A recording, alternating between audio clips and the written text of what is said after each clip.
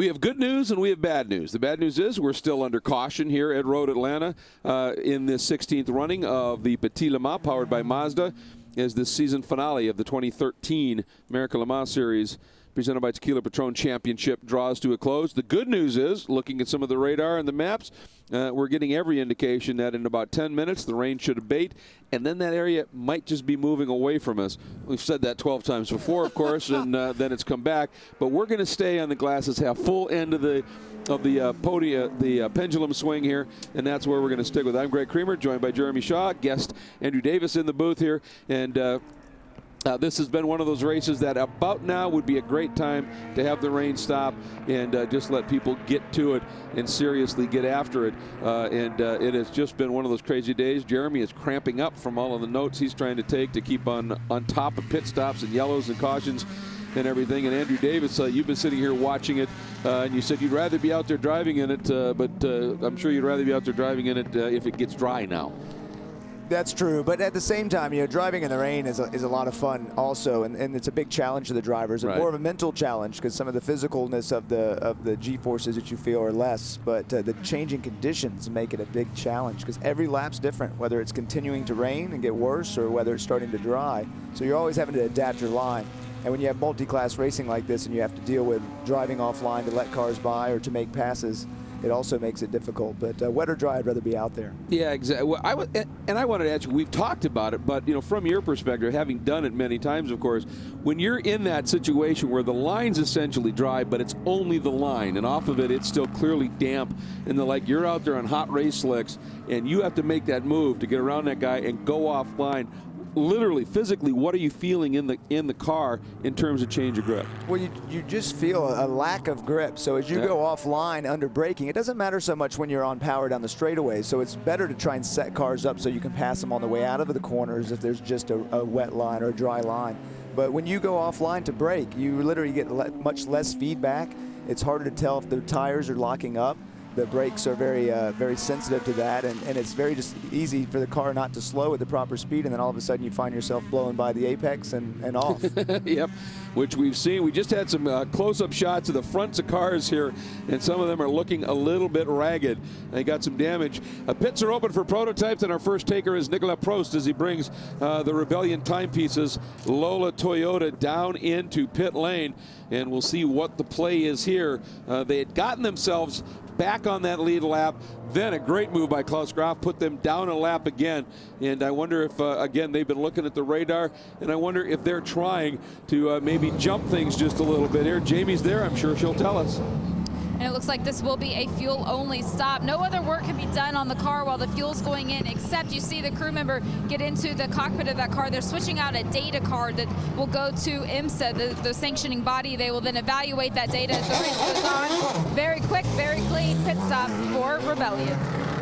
Well, I think that's a good strategy play. They're down a lap essentially anyway. Why not again open up that fuel window for themselves a little bit? Yeah, that's right. If the conditions stay as they are now, they're on the same sort of tires as the race leader. So if they can stay out a little bit longer, that could work out in their favor. They're certainly not really going to lose much by making a pit stop at this time. Watch the number 7. That is one of our LMP Challenge cars by Continental, all running on the Continental tire. That is one of the Bar 1 team's entries. Having said that, they are going to lose a lot of track position now. Whereas before, if they hadn't made that pit stop, they were only sort of 2 or 3 car lengths behind the number 6 car, the overall race leader in the train of cars behind the safety car. Now they're going to be at the back of the pack. So if a lot of other people come into the pits now while the pits are open, then they'll move up a little bit. But otherwise, he's got to work his way all the way through that traffic before he's able to challenge the number 6 car to get back onto the lead lap. Very long stop by the number 7, Tommy Dreese behind the wheel. That car's still in pit lane as they're having some sort of an issue. And for Mike Gouache, now running 32nd overall, 6th in LMP Challenge.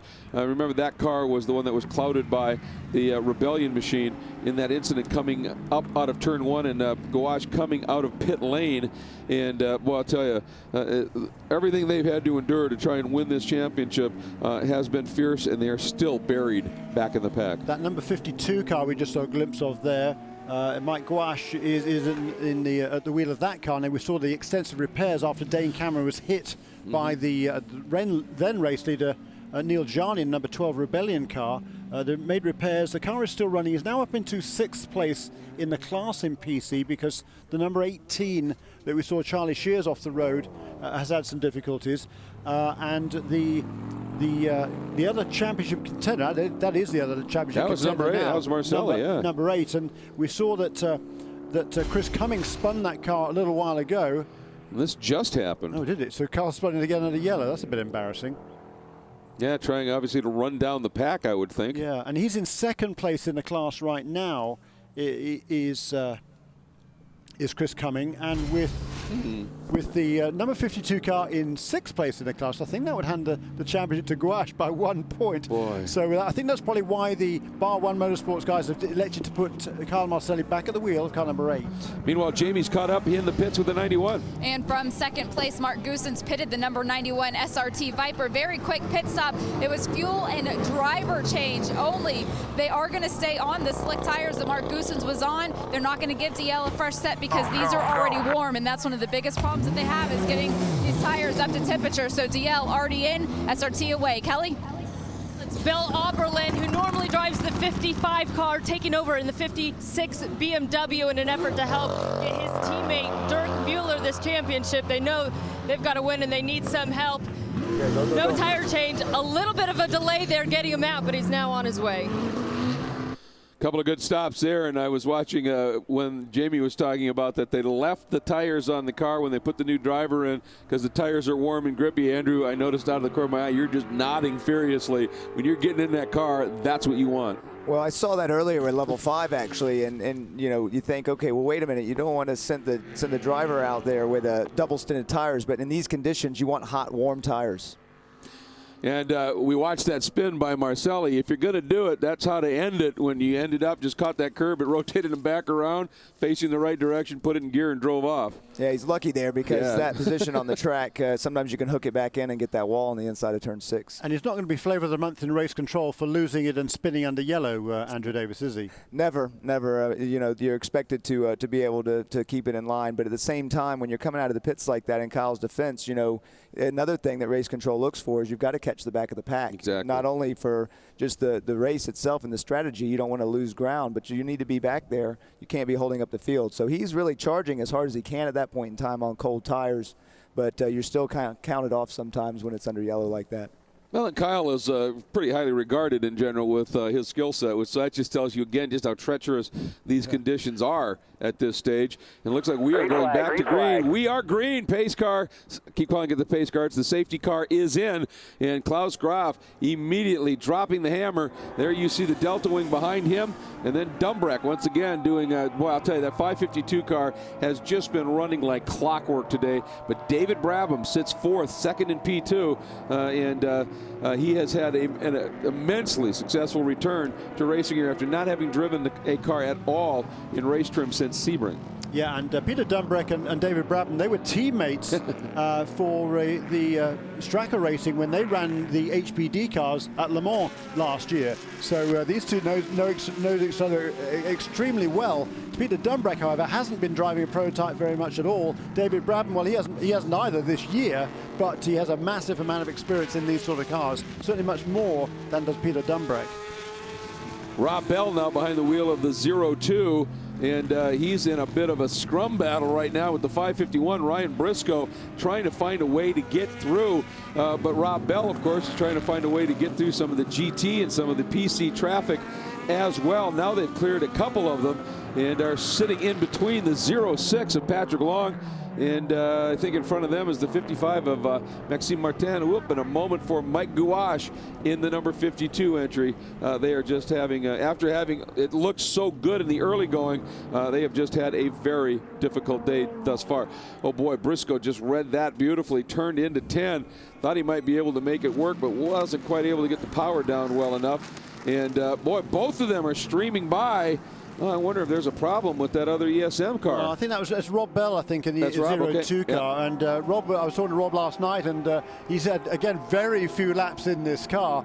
He's driven a prototype once before, I think, but certainly hasn't got much time in one. And so it's a very steep learning for Rob Bell. He's done very few laps this week as well. He was planning on getting out this morning in a warm-up session to get more familiar with the car. So it's a very, very steep learning curve for Rob Bell. Yeah, and we're watching behind this group is Nicolas Prost, who immediately has launched his attack, and obviously he has one mission, and that's get in front of this car that we're watching right here, get back on that lead lap, and then hopefully have another caution. And I think that's why we're seeing Klaus Graf has just dropped the hammer, Andrew. Yeah, the Prost is going to have his work cut out for him, because Graf really is on it here, and he's got clear track, and that's one of the most important things. And, you know, for Bell, although a very accomplished driver and very comfortable at any level, the problem is when you go out there and you're thrown into this restart, it's the first time you've been out there for a few laps, or maybe the first time of the day, and you've got all this traffic. You just want to get away from the traffic and get in your rhythm, but it's hard to. It is hard to. We're getting a report that Dumbreck had a bit of a moment here right after the green, and well, apparently was able to save it, but they said it was a little bit of a tank slapper apparently, but was able to gather it up and continue. But that's that restart what we're talking about again. Yeah, just a lot going on, and again, you're just trying to get clear so you can get in your rhythm, and you know you're as good as your competitors, but maybe they've been out for a few more laps, or just had more laps and more comfortable, or just have position. You get stuck in traffic. It doesn't matter whether you're the faster class or the slower class. It's very intense on restarts. Do we see anything happen to David Brabham? Because all of a sudden he's 24 seconds behind Peter Dumbreck. Here is our P2 leader now coming up into turn 6, and all of a sudden, well, David that's what Brabham, I was saying. I thought that might have been Brabs who just suddenly slowed down big time coming out of up from under the bridge. Maybe it was. Maybe it was, absolutely. That's interesting. There's the number 52. Of course, that's Mike Gouache, points leader in the driver's chase here in the LMP Challenge category. And I'll tell you, as I said, their day has just gone from bad to worse here. He had another moment here down at turn 6. Yeah, the good news is for Mike Gouache, he did not get into the gravel trap. Just able to turn around on the asphalt and keep it fired up and get it going. And so he lost a few seconds, but boy, it's been a really difficult few weeks for Mike Gouache. He had that coming together with Ryan Booth last time out at VIR a couple of weeks ago, which he really should have been a bit more conservative at that point of the game. He was making a pass on Ryan Booth, and Ryan Booth decided to force the issue, and Mike went along with that and forced the issue back again, and they both ended up spinning and hitting the wall, and it cost both of them an awful lot of time in that race. And if you'd just throttle back and let the other guy stay ahead, he could have come away with a top 3 or 4 finish, and that would have put him in great shape to clinch the championship this weekend. But now, with this drama early in this race, once again, the PR1 Matheson Motorsports guys have got their backs to the wall. Yeah, that's for sure. There's certain spots on tracks that you just don't want to tempt fate, and VIR has plenty, and so does Road Atlanta. So sometimes you just have to be patient, like you say, Jeremy. Absolutely right. Now, obviously, in Dane Cameron's defense, I mean, there's nothing that you could blame him at all coming out of the pits. He just got clouded. And Johnny made the comment. He said, with the big wheel arches we have in those scoops, he said, I never saw them at all. And obviously, that's what really started this this downward spiral for this team. And it's very interesting, isn't it, Andrew? Maybe bringing you up, so because our camera angle was from kind of the outside of turn 1, looking down on the cars, and you could quite clearly see the number 12 Rebellion car coming through turn 1. You could see, 50 or 60 yards ahead of him coming out of the pit lane, albeit to the right-hand side of the racetrack, was the PC car of Dane Cameron coming out of the pit lane. But of course the race leader, Neil Johnny, he was focused on the delta wing, which he was about to pass as well. Very difficult scenario there. Big time, and that's, the camera view shows it all, so we can see it all. But exactly, the Rebellion car, Johnny was focused on passing the delta wing successfully in a spot where you're very fast and very loaded up.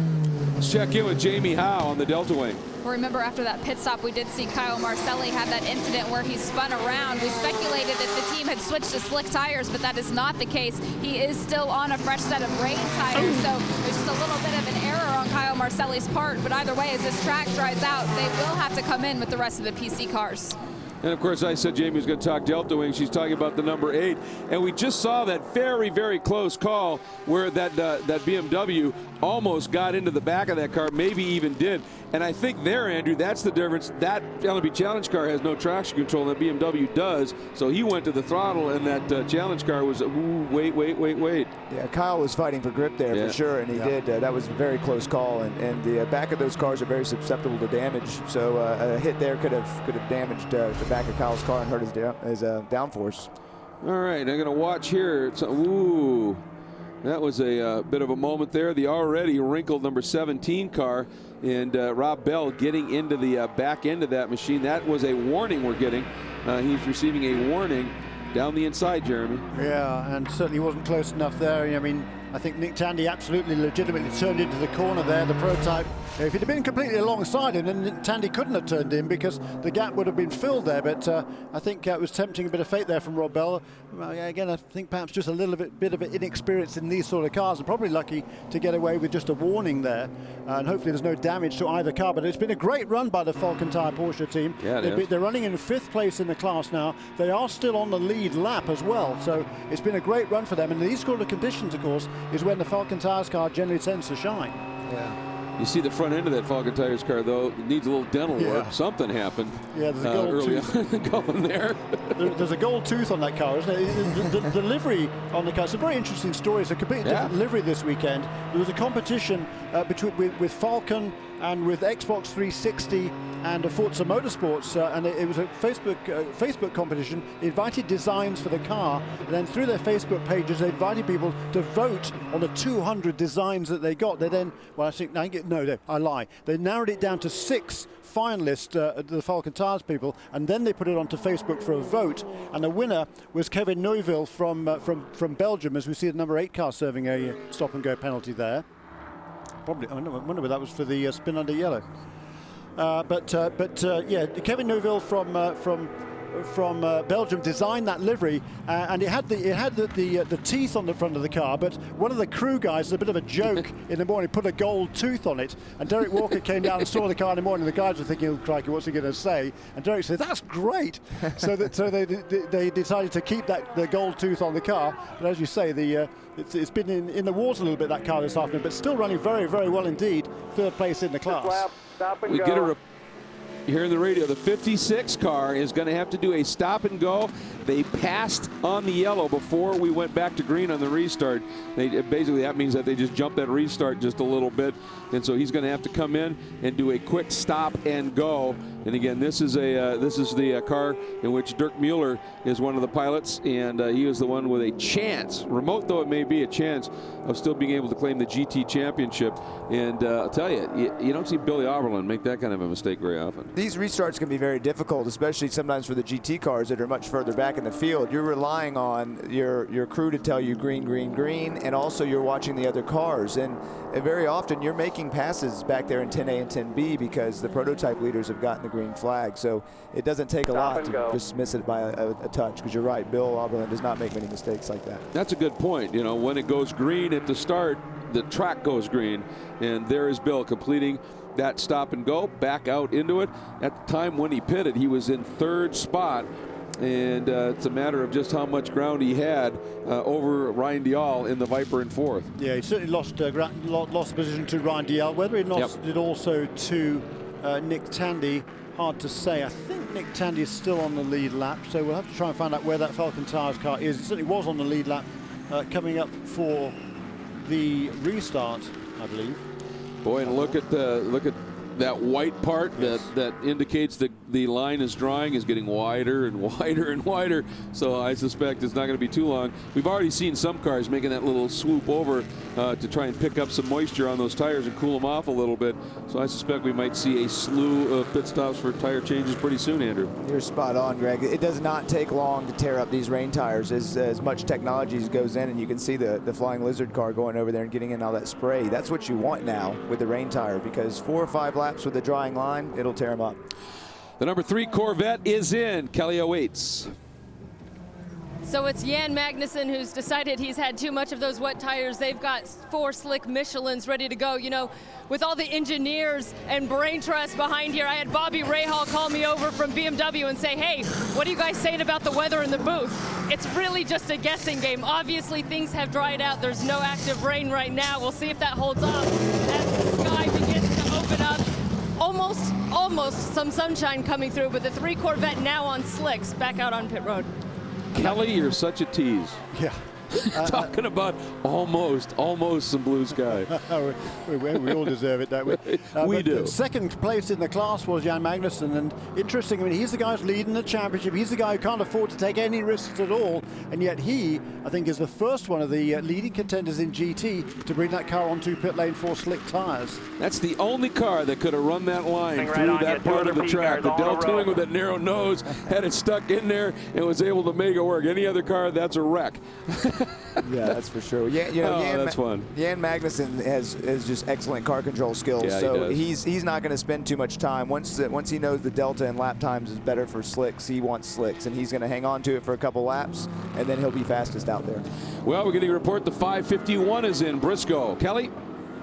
So the first of the prototype cars that we see making that switch back to those slick tires, it's Ryan Briscoe in the 551 Level 5 racing car. On their last pit stop, they took over a position from their sister car in the 552. We now see the other Corvette in, Jamie. Well, down at the other end of pit lane, Risi Competizione pits that number 62 Ferrari from the class lead. Robin Liddell will stay in, but they did go ahead and take those slick tires. And you know who this is best for? It's that number 91 from SRT Viper. They will now lead this race. They've stayed on the slicks early on, so they did not need to make this extra pit stop.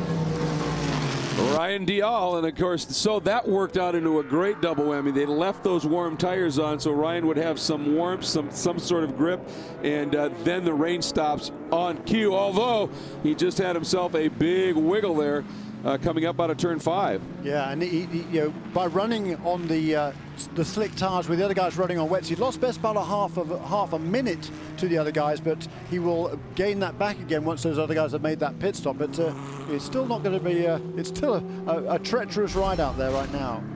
Yeah, exactly. And there's that's that line. He's fine. Coming up now, Andrew, and right here, just misses the apex. Well, what he did, he put the right-hand wheels on the curb on the right-hand side, Andrew, going into that corner. We've seen that several times. It's very easy to do. It's so easy, Jeremy, and you got it spot on. I mean, we're talking about inches, you know, and sometimes centimeters on where we place these cars. And when it's wet out on the track, that painted surface becomes very slick, and it was just a tiny bit too much of that right side on the curbing, and it sent them straight under braking. So we continue here, these great aerial shots, an indication of just how large this crowd is. I don't see really any space to be had out there. And I'll tell you what, I've said this a couple of times. I drove through here on Wednesday, and it was already very full. And it is there is no place out there right now that is the support these fans give the Petit Le Mans here at Road Atlanta. It has become an amazing event. I think we were talking about it earlier, we did some rough calculations, and if you throw in the numbers from this weekend over the now 16 years of this event, it's 1.5 million fans have come out here to watch this race in October. That's just awesome. Isn't it? I've been here since I was 4 years old. I've grown up in this area. I live just down the road, and it really makes me feel great to see all these fans. And over the last several years, the fan base gets bigger and bigger. It reminds me back in the Camel GT days when I would watch Hurley Haywood and Chip Robinson, who you had earlier, drive around in the GTP cars. The fans are great here, and they come to all the events at this track. It's really great. Yeah, they are just on board for a minute there with the number 3 Corvette of Jan Magnussen. You were talking about Magnussen's immense car control. One of my favorite stories about Magnussen actually came from Andy Pilgrim, as he was talking about after he had run the Corvettes in the American Le Mans Series for a while, and then he got brought in that year when at Mosport, now Canadian Tire Motorsport Park, they built that special car for Ron Fellows, and they had Andy come in because he was Ron's partner. And Andy said the biggest problem I was having was after a stop, getting on, back out and getting heat in the tires to go fast. And he said, so I went to Magnussen and I said, so how do you do that? Magnussen, in that dark, deep voice of his, said, oh, you come out of the pits, and he said, you just, as you get to turn 2, just mash the throttle and turn the wheel. And, Andy said, are you kidding me? That's it. He goes, it works. Mags just gets it done. On board here with the Corvette, but that ahead of us there, that is a battle for the lead in GTC. Coming now down towards turn 1, we have Sebastian Bleekemolen, the brother of Jerome Bleekemolen, in the lead of the class in number 22 car. Hot on his heels now, Craig Stanton in car number 66 for TRG. Well, this is interesting, and I noticed on the front of that number 22 WeatherTech car, there's a little damage to the front of that car. That I don't recall seeing Show me a it. car that hasn't got a bit of damage in this Okay, stage. that's a valid point. But normally, I mean, that's one thing about this team is they just tend to race those cars absolutely pristinely. And so he saved it. I think that's Patrick Long, I think. Yeah, that guy. He's just come out of the pits. He's just made a pit stop to, I presume, to go on to slick tyres. So he's just come out of the pits, and he was running in 4th place. I think he's now slipped down to 5th with that pit stop. But again, it just shows you how treacherous it is out there, particularly with cold, slick tyres. Yeah, the traction control can only do so much in those conditions, so it's up to the driver to hang on. That's really tough. He did a good job saving that. He did. Yeah, the traction control is an aid. It's not magic. That's right. that's part of the game here, but it certainly is. And right now, I think this is some of the diciest racing because you've got that one groove. And, anytime you get shuffled off of that for whatever reason, that's what's going to happen. There's a good look at the radar here, and we've just been seeing that stream that's just continued. Now it's shifted and is moving a bit more easterly, and or toward the east, I should say, and that's going to clear out of the area. For how long? Well, who knows? But in theory, they're saying that should be it. And you can see we've got off in the west there. It is definitely getting a little bit brighter sky out there. Let's keep all the digits crossed here. Yeah, and some of the drivers out there are going, darn. Others are going, great. Exactly. Yeah, that's exactly right. Whatever seems to be working best for you. There's the number 22 machine of the Alex Job Racing entry. That is the WeatherTech car. And right now it is Sebastian Bleekemolen, the younger brother of Jerome. Jerome has just proven to be immensely gifted this season. Well, every time he's raced, particularly in qualifying. He just seems to do magical things in qualifying. But the guy who's sort of been the lead gun in that 66, Damian Faulkner, in the last couple of races, they've hit their stride. They've found their form. And they've been the guys putting it on pole.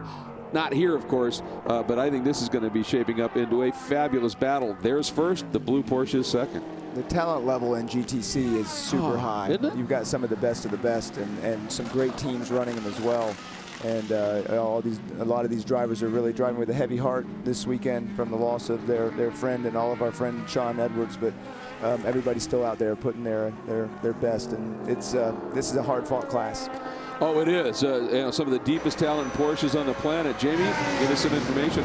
You mentioned the 22 leading the GTC category, but it has been a little bit of an uphill battle. They spent a lot of time on pit road early because they had some damage to their front splitter. So there was a piece on the front of the car that popped off, and what the teams had to do over the course of the race is build up a spare splitter. They actually put a carbon piece behind it to reinforce it so that if they have another issue, they have a spare that's strong and ready to go. But that team has done a fantastic job getting back not only on the lead lap, but getting to the lead of the class. Yeah, that battle certainly is going now. And Sebastian Bleekemolen, slightly the older brother of Jerome, but he's doing a fine job. He's got a lot of experience. He's won this race before, so he knows how to get the job done. And he's a good addition to this team, certainly. He's just slots right in there. He's used to driving these Porsches. He drives them in the Carrera Cup, the Michelin Super Cup in Europe. So a massive amount of experience himself. He's not quite as accomplished in terms, or as well known as his brother Jerome, but he's still plenty quick at the wheel of these cars. And as you can see now, he's beginning to edge away just a little bit from another veteran of these cars, Craig Stanton. Yeah, Jamie really hit it on the head there, and having spent so much time in these GT3 Cup car myself, that front splitter is key. Yeah. And it's very easy to knock it off, driving off in these conditions especially. And once that bottom lip there, that little black lip you see on the front of that car, when it comes off, the car isn't undrivable, but it's going to be maybe 4 seconds slower around this track because the understeer becomes so severe. It's not undrivable, it's just evil. That's right. You've got it, and normally you have to come back in and replace it. So the drivers have to protect that front splitter on this car. Man, that was a dicey moment there as Craig Stanton had the Delta wing on his inside. There wasn't a lot of room between those two. I think fortunate that Delta wing doesn't have a particularly wide front end on the car, so that probably played into his favour. But back into that GTC, we see that is a battle for the lead between number 22 and number 66, but Madison Snow is on the lead lap. Madison Snow has taken over the wheel of the number 45 Flying Lizard car, which led all of the early stages of the race with Spencer Pumpelly, also, with Nelson Canate Jr. and with Spencer Pumpelly. Madison Snow, the youngster, 17 years of age, the youngest driver in the field this weekend. He recently clinched the IMSA GT3 Cup Challenge by Yokohama. He's making his second ALMS start, his first with Flying Lizards, doing a fine job there in third place. Oh, he is indeed, and we are watching. This is just fascinating because Pat Long has been trying to figure out a way to get around the number 66, was not able to do it. Obviously, Stanton did not want to lose touch with the 22 car. Long, you suddenly saw him miss the apex, and it was like, oh, did he just get, push wide and miss it?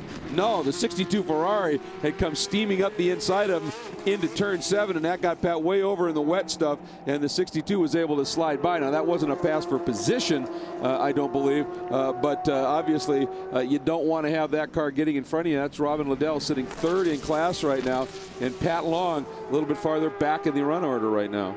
Yeah, you're definitely seeing these drivers all being more careful with making passes because of the dry line only. They can't make the pass, and once you drive offline, you have to slow down, and that did allow Robin to get by Pat there because he was focused on trying to get by that 66. But normally you wouldn't see GT cars stay behind GTC cars for that long, but it's just because we got a one-line racetrack right now. Yeah, we do indeed. It makes it very treacherous. It is indeed. It's not Patrick Long at the wheel of the 06 car now. It is Michael Christensen, the young Danish driver who's become a Porsche factory driver over last winter. A youngster who has made a name for himself in the open wheel ranks, got an opportunity to join the Porsche Young Driver program, and this is his first opportunity kind of on the world stage to join Core Autosport for this weekend. Yeah, they actually had the banquet, the award banquet for the IMSA GT3 Cup Challenge by Yokohama last night in the absolutely beautiful Porsche hospitality. And Pat brought Michael Christensen in to talk about that junior program and the opportunities that some of the drivers that are looking to make a career in sports cars, make a career with Porsches, can aspire to. He's a pretty amazing talent. He is, and another product of that, we've seen Tony Burgess here, number 16 car, serving a stop and hold penalty. Contact apparently with number 551, the Ryan Briscoe car, which is still running in third place in P2, a couple of laps behind the 01 car of David Brabham, who has actually overtaken Peter Dumbreck and pulled away. Whether Dumbreck has made another pit stop, I can only presume he has. But just talking about that young driver program, Connor Di Filippi, who's a youngster making a name for himself over here in Pro Mazda the last few years, as we're on board here with the 551. There is a contact with the number 16 car, and you can see there, that was kind of interesting because Ryan Briscoe there, you could see him in the braking area, Andrew Davies. He was looking in his mirrors to see who was behind him. Well, he was offline, you saw as he came in. He knew that the 16 car was inside of him, but it looked like he didn't quite commit to the move. And Briscoe, it looked like he was, concerned about turning in, but he's got to turn in at some point in time. And then there was that contact there, and because it's so slick. Let's get down to Jamie. This one was a planned pit stop. They needed to get those wet tires off, and they also decided to go ahead and do a driver change. So Michael Guash has now climbed out of the car. His co-driver David Chang has climbed into the car, and they do have a set of Continentals on. It is a scrubbed, slick set, and David Chang is out. This will be a challenge for David Chang, certainly. But David, he's had a good few weeks. He won the Asian Le Mans Series race for Oak Racing in the P2 car a week or two ago. So he's got plenty of race experience, recent prototype experience. He's only done a few starts this year in this car. Had a bit of a tough time, but and it's going to be particularly tough now going out in these conditions with a car that is potentially looking to win the championship in PC. Oh, and he's being so cautious, and the pace that he just wasn't able to get going at any speed, it caused a huge accordion jam up with the Reese car, one of the level 5 cars. And again, this poor Michael Christensen, he is just keeps getting caught up in other class issues that just keep him balked. And right behind him now is the number 22 WeatherTech Porsche, and Sebastian Bleegemolen able to drive by on the exit. And, well, I'll tell you, it's just taking David a little bit of time to get up to pace. Here comes David Brabham, knifing down the inside down into turn 6. Whatever that issue was with Brabham on that restart moment that slowed him down so much, boy, he was able to deal with it as he now, as you said, Jeremy, back in the lead. Yeah, and romping away now from Peter Dumbreck over the last few laps. So maybe David Brabham maybe he's on slick tires and the other car isn't. It could be something like that, because I wonder whether maybe Peter Dumbreck is struggling on worn, wet weather tires. Unfortunately, we can't see from here. We don't know. But it's a big battle unfolding in P2. We'll be right back to Road Atlanta for more of the 16th annual Petit Le Mans, powered by Mazda.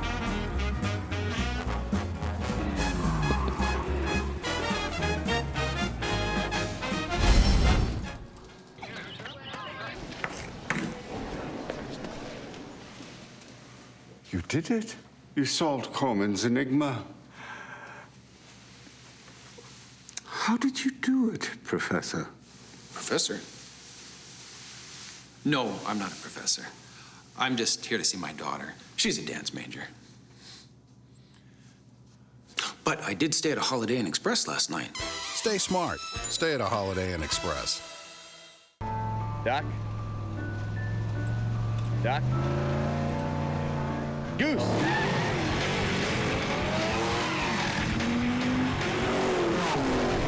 Our technology builds some of the best tires in the world, because when it comes to performance, we don't just play around. Cheater, we said no 360s.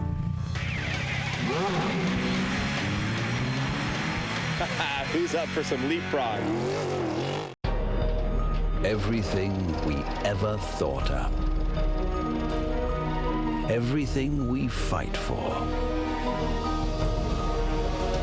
Everything we dream of. Everything we are. The 911. Porsche identity. Rated E for everyone. We dream of speed, of pushing to the limit and beyond. We dream of racing the ghosts of history, of perfect passes and podium finishes. We dream to compete. We dream to win.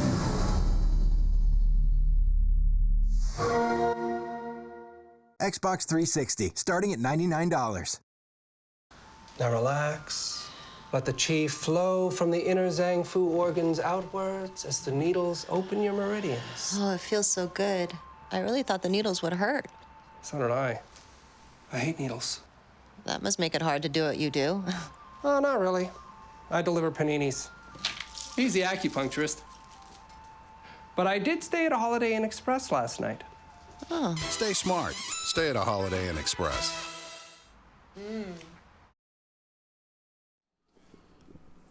Welcome back to Road Atlanta. The 16th annual Petit Le Mans, powered by Mazda, continues. This is just an amazing racetrack. It is challenging enough on a glorious sunny day, and it has been challenged even further with some bizarre in and on and off weather. And this continues. This is what we've been seeing all day today. That is again the number 52 entry and the number 93 Viper. That is certainly a player for the win here today. Kuno Whitmer, though, buried in the gravel, the number 52 there as well. David Cheng involved, and immediately we are going to a full course caution as Cheng able to continue, and unfortunately that number 93 of Kuno Whitmer is going to need some help. Yeah, the Kuno Whitmer, they were at least one lap down. They were 2 laps down certainly at one stage in that number 93 Viper. They're just a little bit unlucky with the strategy and timing yellows before. And let's have a look here to see what happened. And well, actually, that wasn't really David Cheng's mistake, other than the fact he was still being awfully cautious with that car. It was Kuno Whitmer there who was steaming down the inside, left his braking much later, well, or rather, David Cheng braked a lot sooner than Kuno Whitmer anticipated, I think, there. Andrew Davis, and it's a difficult position. You're out there, you see a PC car ahead of you, you know where it should be braking, and he doesn't. It's hard to judge that sometimes. And on top of that as well, you get different drivers. So we just had a driver change in that car, so that may have been the first time that Kuno saw that car with that driver, with David in there, and just misjudged it. It's tough. That was, there was a big speed difference there. So that's unfortunate because he's buried in that trap. We're going to go to the onboard now, guys, and watch this closing speed. We're on board now with Kuno. Here they come into 10. Watch this. Yeah, he's trying to slow it down there. But the brakes on the PC car are pretty good. I mean, the carbon rotors and pads on that PC car, and they've stopped really well. So he was late on the brakes, or he was fairly early on the brakes, but the car stopped a lot sooner than Kuno Whitmer anticipated, I'm sure. As we saw with the other Viper earlier, too, that painted surface played a little role in that at the end. As Kuno moved to the right to hopefully avoid contact, once he got on the painted curbing there, that didn't help things at all, and that sent him around and into the car. That's actually part of the funny part of this, because the old curbs here, you used to be able, because the alligator part of it was very abrupt and it was immediate, and you could actually put a tire up on top of that in the wet, and that's where it would be dry because it would run off. The new style curbing that they have here now doesn't quite work that way, does it? No, it doesn't. It gets very slick, and you lose surface area as the tire goes over it. And even in the dry and in that particular entry curb, you don't really want to use that because you need exactly. you need all the contact patch on the pavement there. So it's tricky. Well, as we watch them get Kuno extracted from the gravel, let's check in with Jamie Howe, who has found Michael Gouache. And when Michael Gouache got out of the car just a couple laps ago, Michael, you were shaking your head. Now after this, you're still shaking your head. You guys can't seem to catch a lucky break today. What's going on? What did David say about the car? It's just bad luck. Dane was coming out of the pits. He just got whacked by the Rebellion P1 car, put us behind the wall for a bit. So I got out there and I did the best I could to let them down as many laps as possible. We get this thing, it's going to be via attrition. Just other cars got to go out. David just got hit by a Viper, so he's coming in right now. So yeah, it's bad luck all the way around, but we're still fighting. We covered the fact that you need to finish 4th or better in order to clinch the championship. As you're watching your car go around with damage, you watch your car sit in the garage. As a championship leader, what's going through your mind? Well, frustration, it's about all I can do, but I mean, we just got to keep fighting. Actually, if we were to end the way we are right now, we're in 5th, but the people who are leading would push us back. We could still win here, but it's not over yet. I mean, not even close to over, so we've got a lot more to go. Before it can be over, in order to get any points at all, Michael has to finish 70% of this race, so a lot could still play out here. That's exactly right, Jamie, but also the fact they would have to finish 4th if the number 8 car wins the race in PC. Currently, Kyle Marcelli in that number 8 car with Chris Cumming, who is the points leader. The guy has most points in that car. They are currently running 2nd. And if they finish 2nd, then 5th place, where the 52 car running at the moment, is enough just for Michael Gouache.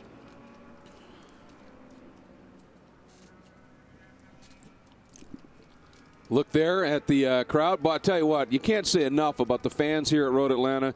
Finally, though, it looks like we're able to get a little bit of a break from that rain. And thanks to all of you. Got a good shot of you guys out there on the infield. We appreciate it. Series appreciates it. The track certainly appreciates it.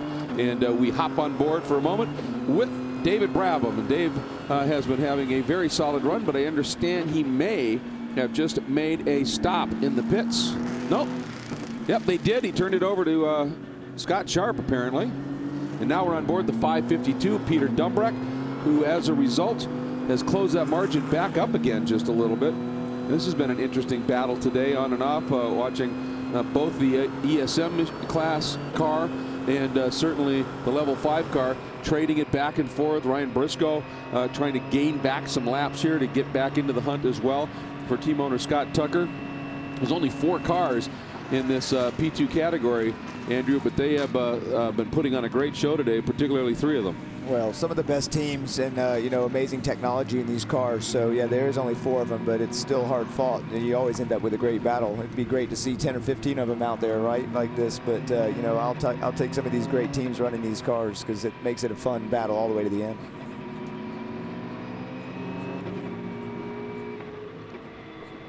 Continuing under the caution here at this point for the cleanup for that incident between Chang and Whitmer. They got Whitmer pulled out, but as they got down to turn 10, there were still a few vehicles down in that area of the track. And when that contact happened, there was some debris that came out of the car, so I suspect they might be giving the track surface a good going over as well. Yeah, you got to watch that. The gravel comes out and pieces of carbon fiber and other things that can cut tires, and the track crew does the best they can to clean the track. But especially in a race like this with these changing conditions and the wet weather, the cars go off, they bring mud, all sorts of debris out there on the track. So the track is going to continue to get worse, despite the efforts of the crew to try and clean it up. Absolutely, and I would think they'll make every possible effort they can to get this track by the time we start getting into the approach to darkness, because the last thing you want when you're racing at night is a track that's got junk and debris and mud and all of that on it too. I think we saw the 01 car must have made a pit stop just before that caution period. We didn't see that. Okay. But Scott Sharp took over from David Brabham, and Peter Dunbreck is kind of at the tail end of the lead lap. Klaus Graf continues to lead overall. We have completed 178 laps of 394 total. So we are fast approaching halfway now in this one, with Nicholas Prost still a lap down. Second overall, second in P1. Now Scott Sharp leading in P2 over Dunbreck and Briscoe in the level 5 car. Sharp, of course, in the Patron ESM machinery. Then, sixth overall, your leader in the LMP Challenge category, Oswaldo Negri in the 8-star P Challenge car. And that's really, I think, a pretty remarkable story. It's the first time they've entered the championship, and they're doing it with two drivers. Oz Negri is a world-class driver, certainly, not a ton of experience in challenge cars. And then Sean Rahal, who's stepping up from the Cooper Tires category. And Jeremy, they find themselves in the lead again. Yeah, absolutely right. They've done a really fine job all the way through. The pits are now open for prototypes. I would expect the number 6 car to come onto pit lane, our race leader Klaus Graf. The interesting thing is to see whether the number 12 car comes onto pit lane as well. If it doesn't, that would enable Nicola Prost to stay out and get back onto the lead lap.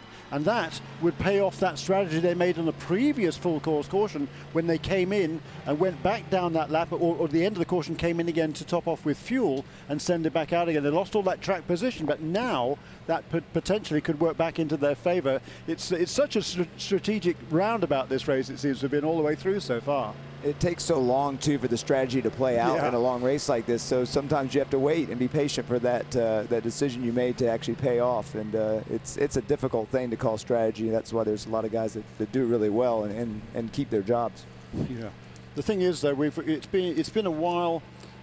We had what, 30 minutes or so of green flag race. We went green again at 3:15. We went we're half an hour of green flag racing. So that's pretty much that's sort of 3/4 of a stint or 2/3 of a stint for the number 12 car. If the number 12 car does come in, it won't need as much fuel certainly as will the number 6 car. So we'll have to wait and see until the cars actually pull onto pit lane who makes that strategic call and who doesn't. Well, and you were talking about all those strategy calls.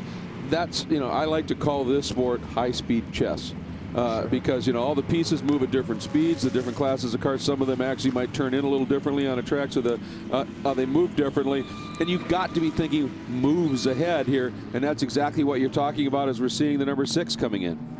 Yeah, you really make the decisions from back to from the end of the race to the present or to the beginning. So that's why these guys have to stay ahead of the game. You back time it a little bit, and Kelly is watching the Muscle Milk entry in. So we'll see that second driver change. Klaus Graf climbing out, and it's Romain Dumas, the factory Porsche driver who has raced with some of the top proto teams in the world, including Audi. He's climbing in. He's worked with this team before as Klaus helps him to get strapped in. Now, as this track dries out, not exactly great news for this Muscle Milk team, who really felt like they had more of an advantage on Rebellion in the wetter conditions. Nevertheless, they're finally getting their wet tires off. So some slicks going back on the Muscle Milk number 6 team. One of the crew guys actually slips. It is very slick here on pit lane as they try to complete this tire change, and we see all sorts of prototypes racing their way out of pit lane. Jamie? Well, that number 52, the championship leading PC car from PR1 Matheson Racing, also on pit road. David Chang will stay in the car.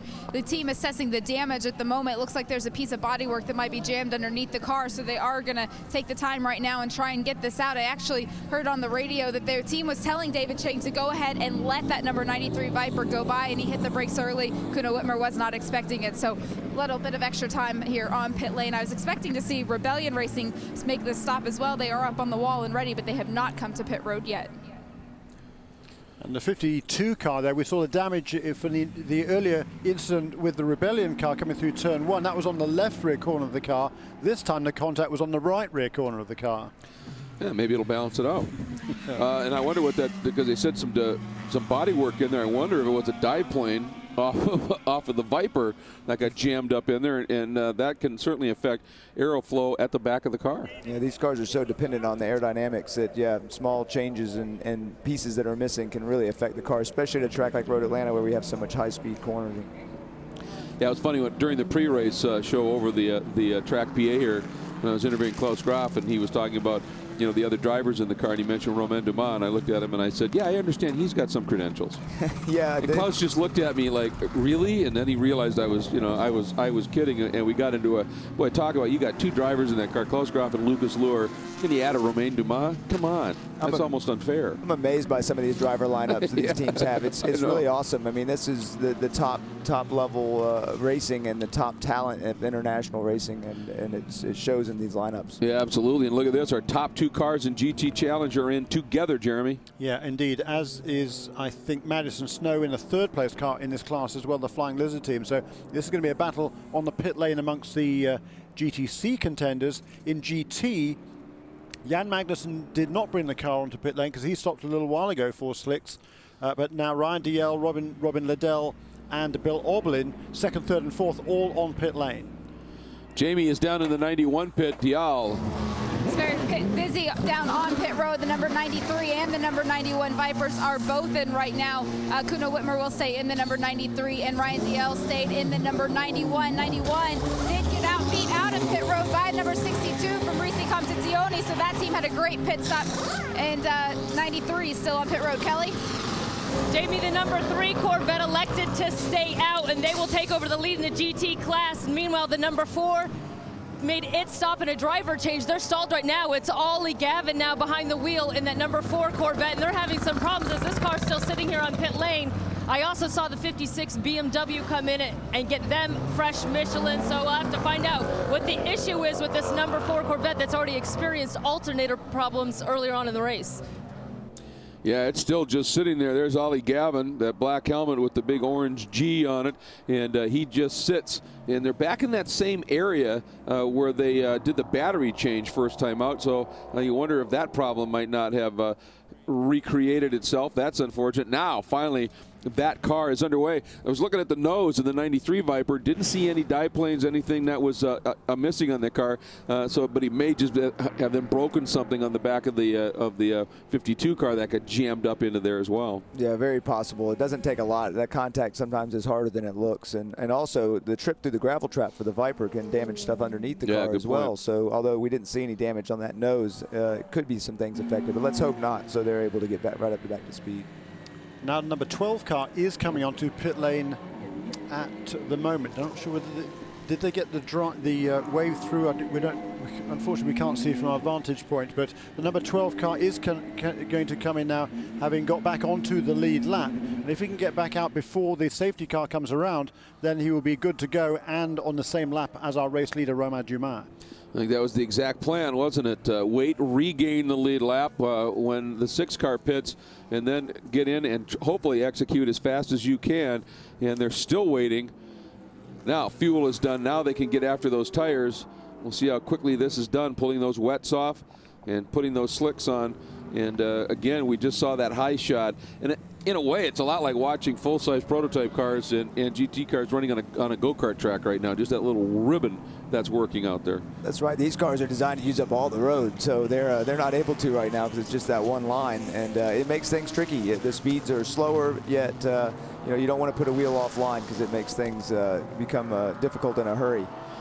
Yeah, and especially now we saw those reins come off. Slicks go on board. This Rebellion timepieces Lola Toyota, and Nicholas Prost stays on board, accelerates out.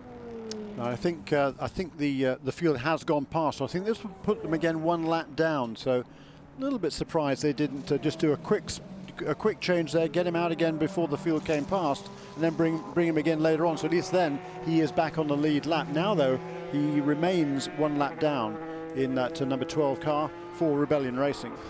Well, and we have seen them obviously in the past here earlier this season when they were running with us.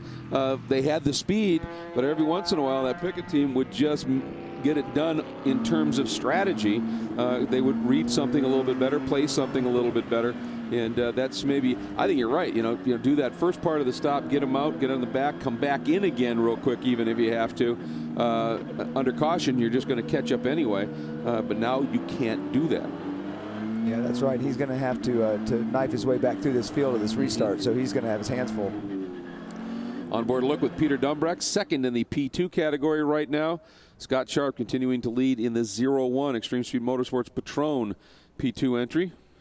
Yeah, with Peter Dumbreck in second place and Ryan Briscoe now just 1 lap down in third place in that class in the number 551 car. And as we've seen all season long, Ryan Briscoe is the quickest guy in these HPD cars. So we'll see now if he can get back that other lap, get back onto the same lap as the 0-1 and the 552. Well, you're not kidding about Briscoe and his abilities in these cars. 5 times he's been on pole this year. Actually, you could have added the one here because he had the fastest time. But then they ended up causing a red flag, and you lose your fastest time, and that gave Brabs the pole. So that was a little bit of an issue. Here we go, and Scott Sharp coming down the hill, and again, they pick up the car that is the leader in the next class when the leaders in front go by, and that was the Corvette. And Scott Sharp wasting no time, knifes underneath, and Scott Sharp now, he's got an opportunity to really try and open up and run away here and see what he can do. And Magnussen sits second in that in this queue, not in the overall order, but just in the restart queue. And of course, there's some fast prototypes coming up line astern here that are going to be going through. Boy, this is fraught stuff, Andrew. Restart, not a lot of room. 5 different classes. Yeah, no room for error here for anybody. Everybody's got to be very careful. And again, it'll sort itself out in a couple laps here, but you got to survive those first couple laps, and then basically the classes will be lockstep like they should be. And then you got the class battle that happens from there. But right now, everybody's got to play nice. We've still got a lot of time in this race, so you don't want any unnecessary contact that's going to knock you out. We're hearing there will be a penalty assessed to the number 93 car. Kuno Whitman making contact with the rear end of the PC car number 52 down the chicane that brought out this full course caution period. There will be a penalty assessed to Kuno Whitman number 93, a stop and hold for 60 seconds. That is the standard penalty for what is deemed avoidable contact by the race stewards. That, to me, in this instant, though, when the team, you know, they said, yeah, we had told David to let the 93 car go. He braked way early, and it just kind of happened at the wrong time.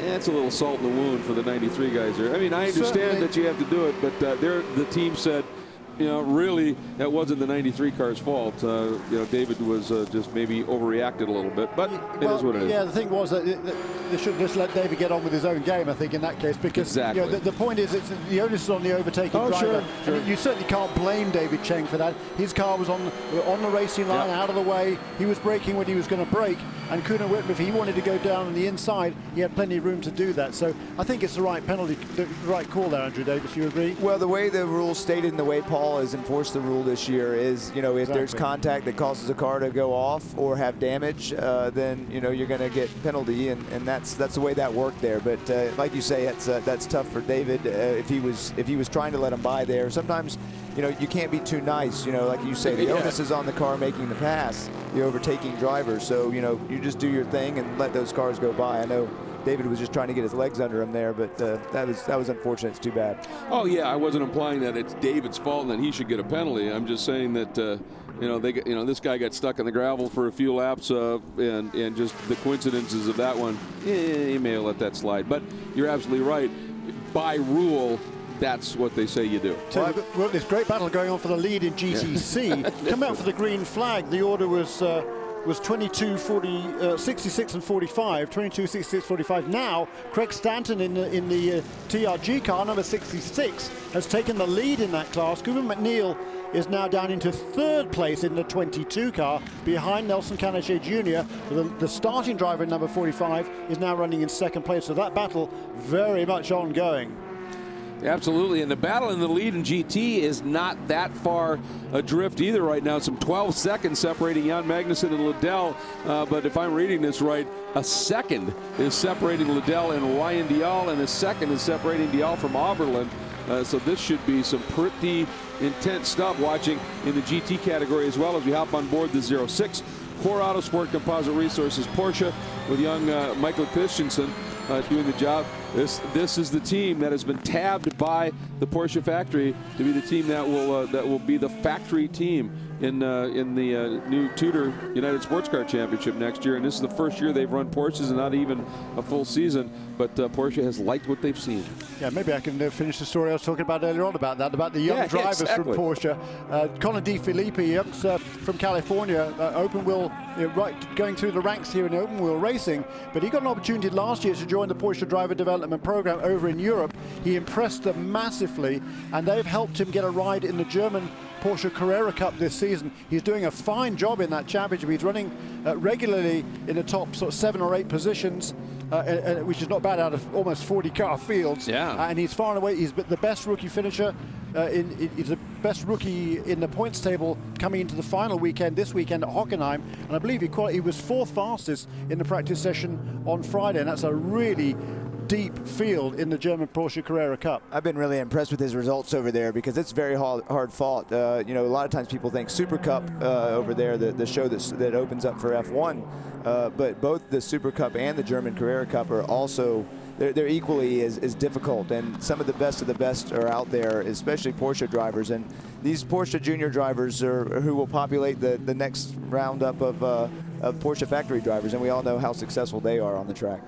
Yeah, it's great to see another American, though, getting that opportunity, certainly to perhaps follow in the footsteps of Patrick Long, who's been a Porsche factory driver now for more than 10 years. It's amazing how time flies. It is indeed. This is the battle I was just alluding to as we were just on board with the 91. That car sits 3rd in class. Right in front is the red Ferrari, 2nd in class, and you ride now with Bill Oberlin, who sits 4th in class. This is incredibly close stuff. Up front is Magnussen, as we talked about, but this is the battle, 2nd, 3rd, and 4th in GT at this stage of the race. And Magnussen, though, as the guy, he's been running about a second to a second and a half quicker than anybody else in the class right now.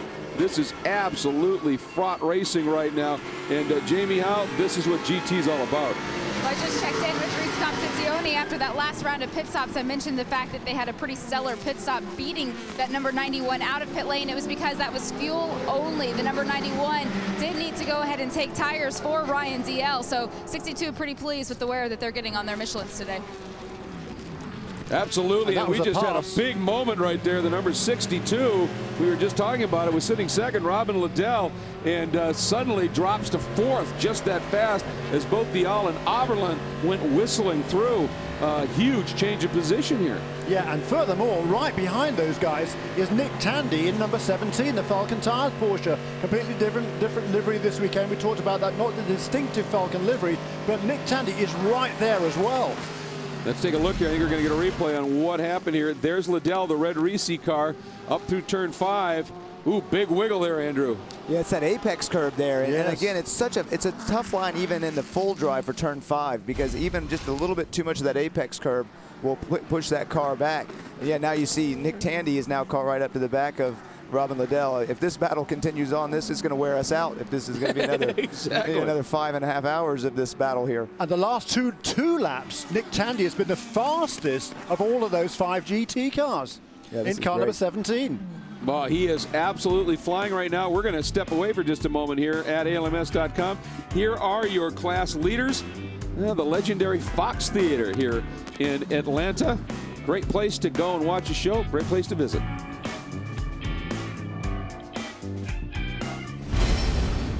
Now relax. Let the qi flow from the inner Zhang Fu organs outwards as the needles open your meridians. Oh, it feels so good. I really thought the needles would hurt. So did I. I hate needles. That must make it hard to do what you do. Oh, not really. I deliver paninis. He's the acupuncturist. But I did stay at a Holiday Inn Express last night. Oh. Stay smart. Stay at a Holiday Inn Express. Duck. Duck. Goose.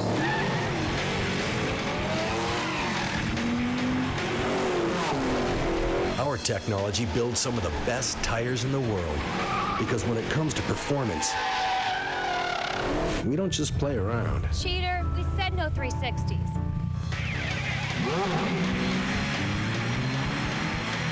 Who's up for some leapfrog?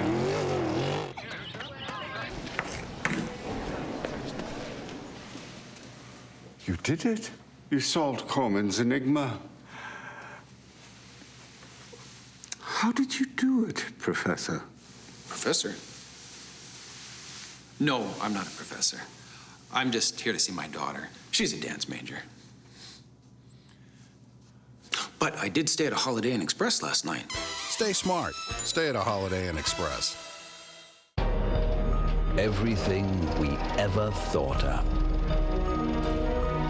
Everything we fight for. Everything we dream of. Everything we are. The 911.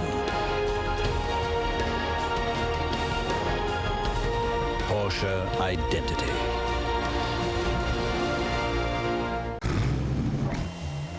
Power is hypnotic. We're mesmerized by it, spellbound by it. In its raw form, it is just unharnessed energy, but in the hands of those who understand it, revere it, and know how to bridle it, it can become one of the strongest gravitational forces in the whole universe. So why are we drawn to power? Because we can't stop it.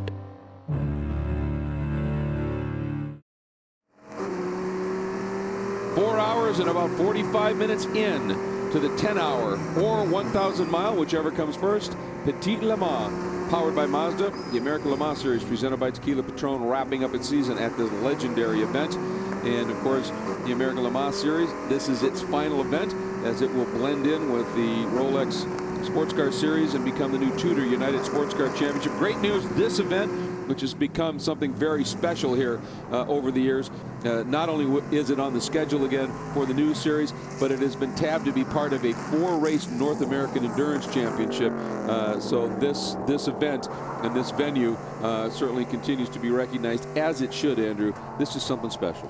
Yeah, it really has become, one of the crown jewels of endurance racing here in the United States, along with Daytona, Sebring, Watkins Glen, and Petit Le Mans all being in the same schedule. I know everybody's very excited about that. And it gives the teams another championship to shoot for as well, because you do attack these races, these longer races, differently than the sprint races that we compete in. Yeah, and it's nice to have that acknowledged, certainly. We're watching the number 3 CompuAir Corvette. Jan Magnussen continues to lead.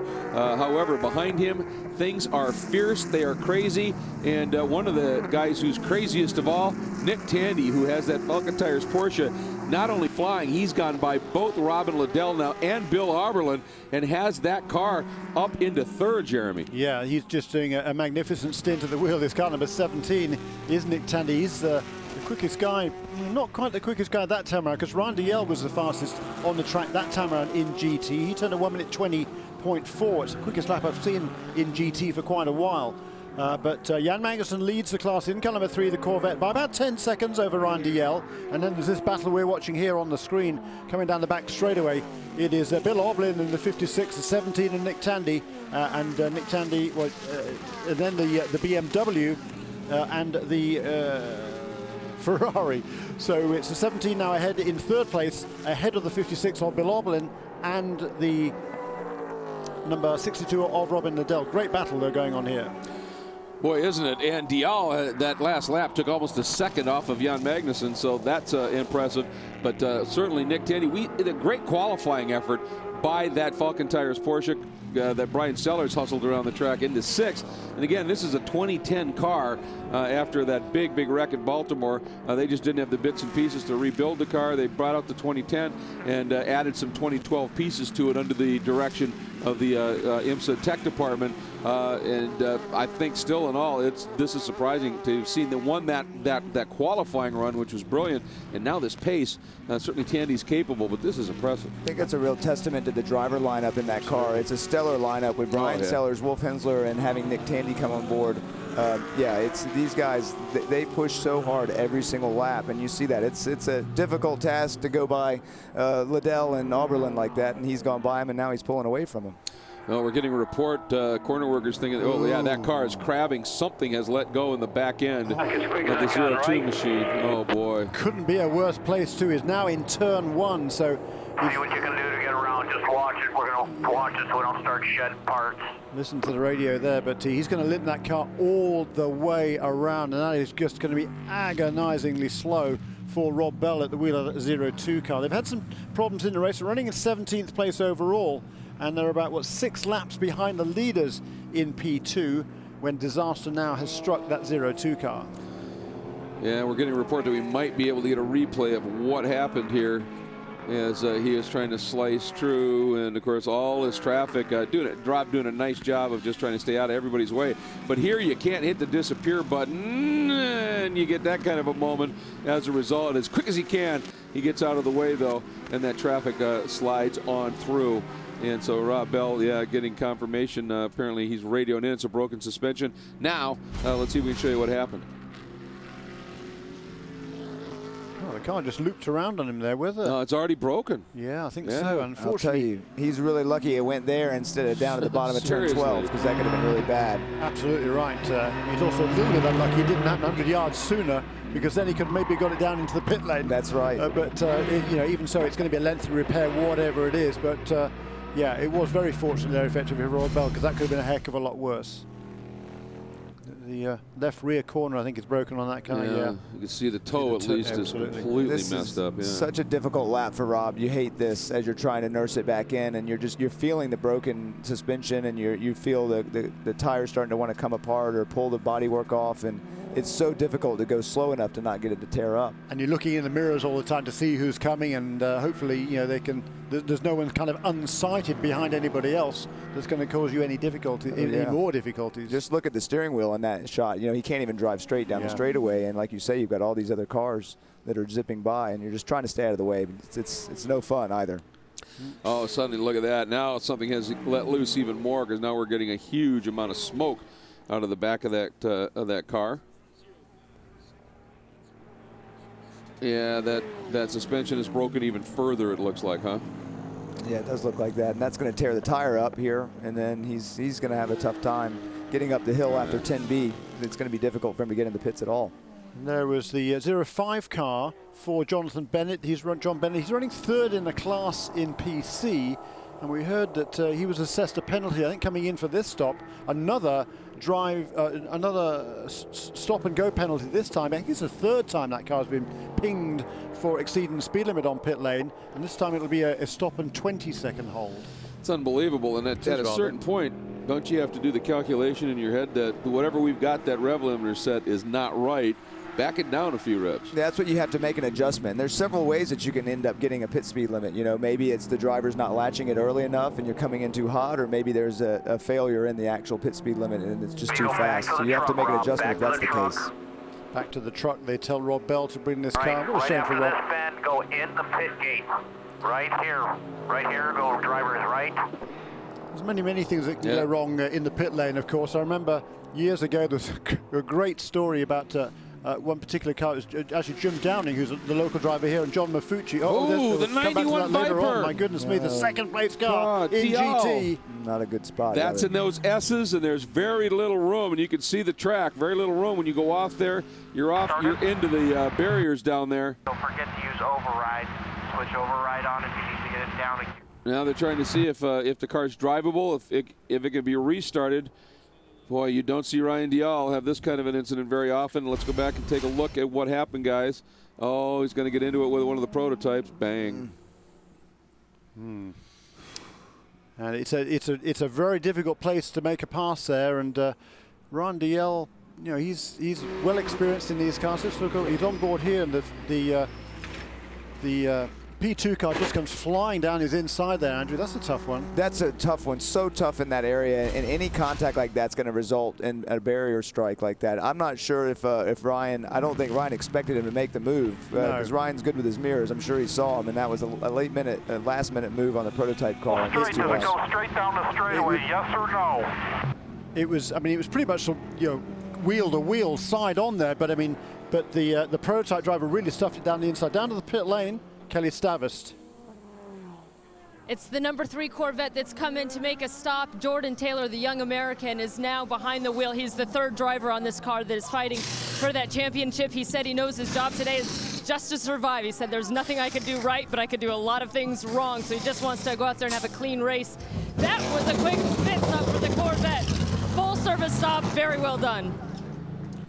And a good interesting strategic call there from Corvette Racing. I don't think it was time for them to necessarily to make a scheduled pit stop. It was getting fairly close, certainly, but if it were to go full course caution now, then they would have had their stop completed. They're out in the lead of the class as it is in any case, so it would have been particularly good. But it's certainly getting close to a pit stop for Corvette, but I don't think they were quite on their limit here in terms of fuel just at this moment. But I think it's a good call. There's nothing to be lost there. All right, now Dalziel has brought it in. Jamie? And Ryan Dalziel will stay in the car while the team works on this damage. They are taking the opportunity to fuel it and get a closer look at what the work they have cut out for. But there is some damage on both sides of this car. There's some damage on the front right, and then the whole left side of the car is pretty banged in. They do have some bare bonds up and ready for the team. Not only just bare bond to hold the bodywork on, but it's even body matched. No detail is left unlooked at here. The team hard at work right now. It looks like it is sticking to the car, so all of the moisture in the air it's not getting in the way of this. It looks like the team's gonna make this as quick as possible, rip off the pieces they can't tape on, and send them as quickly as they can. Boy, and it looked like right where that front toe link is, that thing got impacted and just jammed back. They're lucky that thing didn't go back and puncture something. Yeah, I can't believe that the damage. I mean, it's a lot of damage, obviously, to the bodywork, but it's hard to go off there and not have a really big hit that puts you out of the race. So he really he got pretty fortunate. The contact wasn't as bad as it could be. And that's a strong car. Yeah, it's a look from Briscoe. Yeah, boy, that's tough. Briscoe was definitely by him. Yeah, and he was right on his tail coming out of the left-hander at turn 4 there. It's a really treacherous part of the racetrack here. And I don't know, Ryan Dalziel, he must have seen the prototype behind. He knows that the acceleration of that prototype car. I'm kind of surprised that Ryan Dalziel didn't let Ryan Briscoe go at that point. Yeah, I'll tell you, Jeremy, in a GT car, that section of the track is so difficult because you're right on edge. You have to breathe off the throttle a little bit to get the nose to tuck in there. It's not easy, and it's very high speed. Now, the prototype car goes through there much quicker, but they're also nailed flat out, right, because the aerodynamic effect is driving the car through there. So it's easier for the prototype, and yeah, that was chess pieces. That's right. Those chess pieces we're talking about moving differently.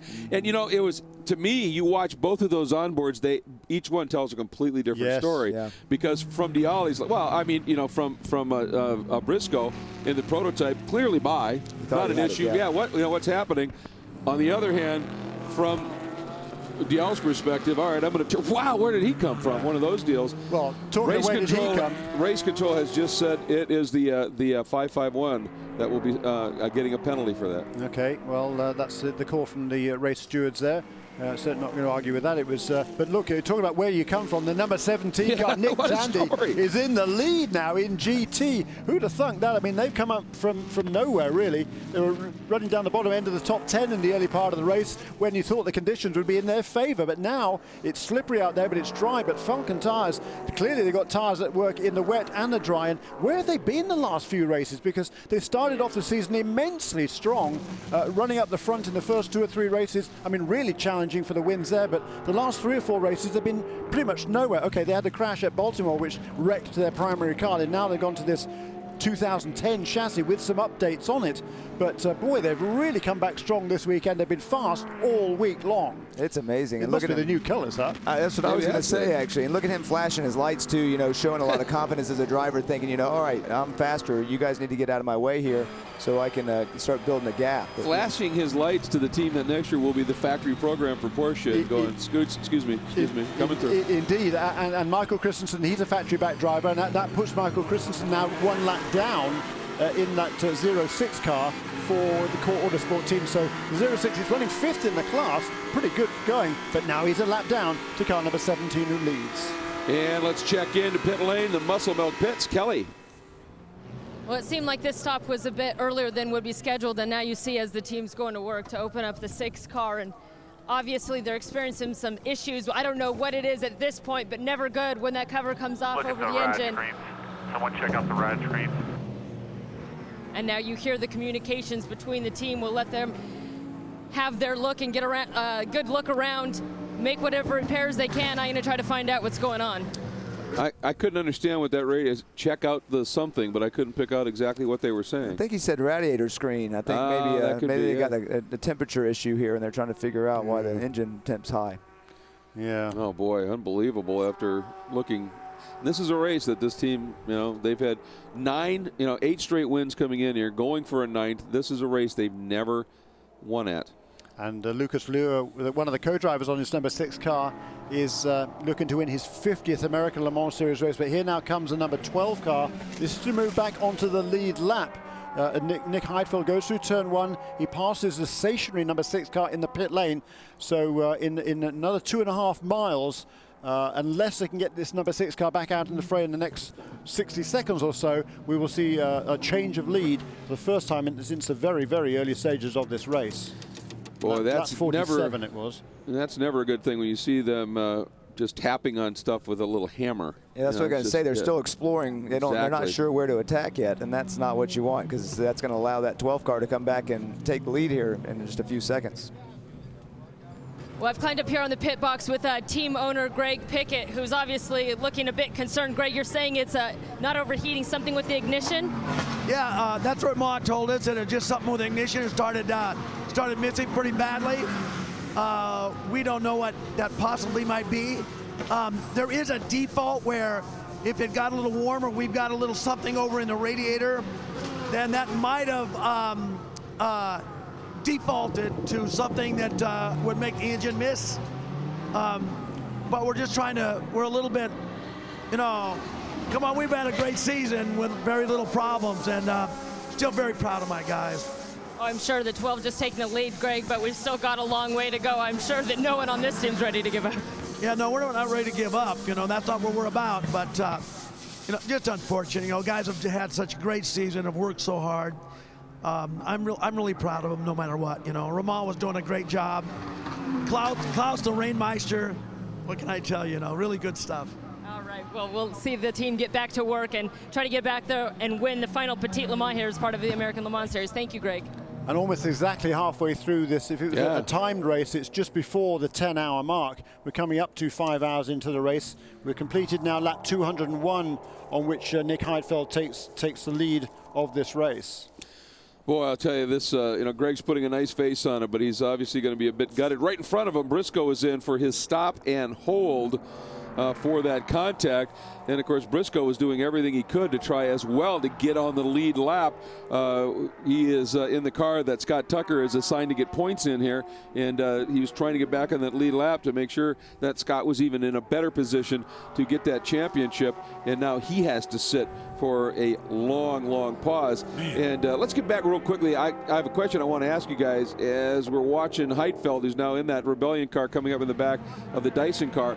But that Falcon Tires car, they called it the Fusion car, that 2010 car with the 2012 bits on it, narrower, but running that big 2012 wing. In that straight line down there, that car being narrow is probably going to be very quick in the straight line, but with that big wing on the back, it's going to have some good aero that they can make work in spots. And the Falcon tire is always been good in the wet, but we know it's also good in low grip. That's what we've seen here today. Yeah, they've been doing lot of testing, and like you say, the narrow body will make it faster, a little slipperier through the air, so it's faster in a straight line. Yet that big wing will give it the downforce it needs for, you know, your turns 12, 1 through the S's. So right now, whatever they've done, it's looking pretty good. It is. Let's check in with Jamie.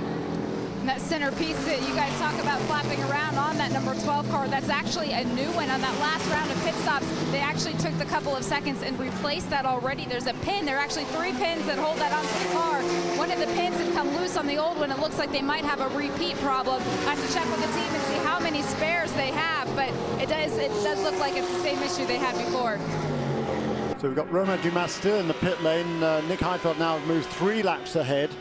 Scott Sharp is running in 3rd place in the 0-1 car, the best place off the P2 cars, and he's another couple of laps behind. So he's 5 laps behind Nick Heidfeld, and in another couple of laps' time, that will move Scott Sharp up into 2nd place overall. And the margin between Scott Sharp and Peter Dumbreck at the 0-1 to the 5.52, I think was somewhere around about, 17 seconds between the 0-1 and the 5.52. That now will shortly become the battle not only for 2nd place overall, but the lead in P2. I'll tell you what, Nick Heidfeld has certainly become, completed the adjustment and become a fine endurance racer. Earlier, prior to the Muscle Milk Piggott pit stop, he was just knifing whatever he had to do to try and get on that lap. Absolutely great. Last time, when he, as Jeremy said, now he's just gone 3 laps up, goes into turn 1, had the speed to maybe make the move on the 55 BMW, checked up. Said, now we've got a 3-lap lead. I'm going to back up. Look at this. I mean, he's taking a full lap here to worry about trying to figure out a good spot now to get around the Dyson car. That's the adjustment you make, isn't it? That's right. He's clearly faster, but now that he's got building a cushion each lap that Muscle Milk car stays in the pits, he's going to have to be patient, and he's going to get frustrated behind that 16 car, but he's going to have to use his head and get by him where he knows it's a safe spot so he can keep building this lead. Boy, and they are still looking. They haven't even started fixing. They are still looking on that. This has got to be driving them absolutely insane. And, one of the reasons we earlier saw the 0-2 car, they told Bell, behind the wall, just take it behind the wall. One of the reasons you do that is in the pit lane, there's only so many mechanics that can be over the wall. You go into your paddock, all hands on it, and to get fixed and work on it. I wonder if at some point the Piggott boys are going to say, let's just push this behind the wall so we can tear it apart if we have to. They may have to do that, and it's amazing the commitment that these crew guys will show in jumping into a very hot engine bay and get into the problem.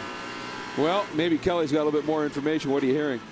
Unfortunately, it's not good news. Unable to identify the problem, they are now pushing that number 6 Muscle Milk HPD back behind the wall, so they're going to take it back to their garage here at the paddock and see what they can find out.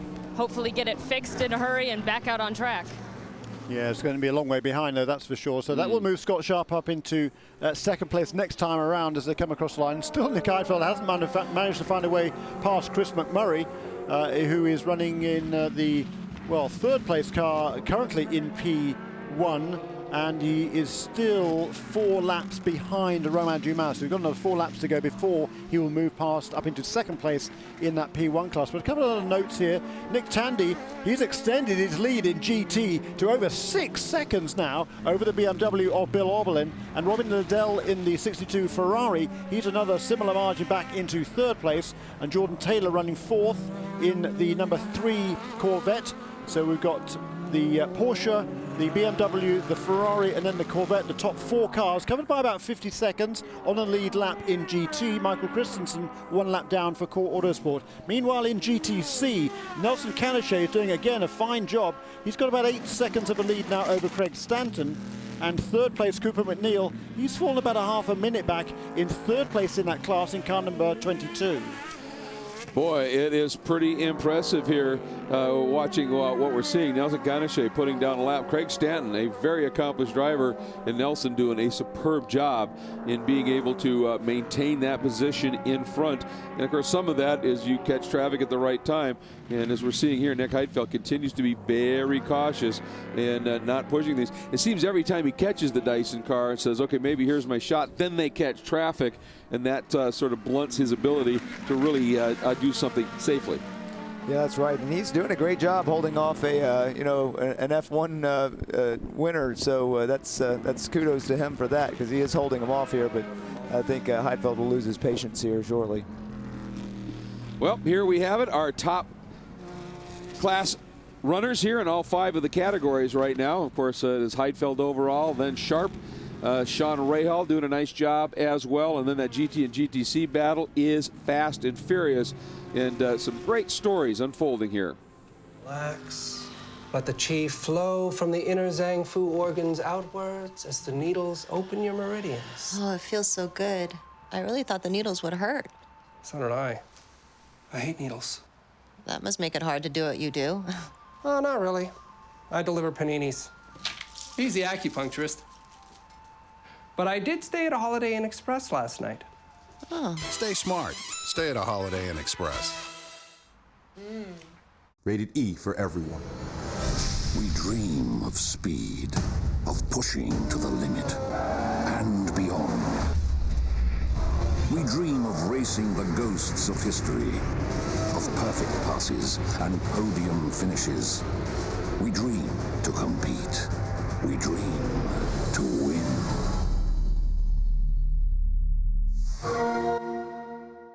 Xbox 360, starting at $99.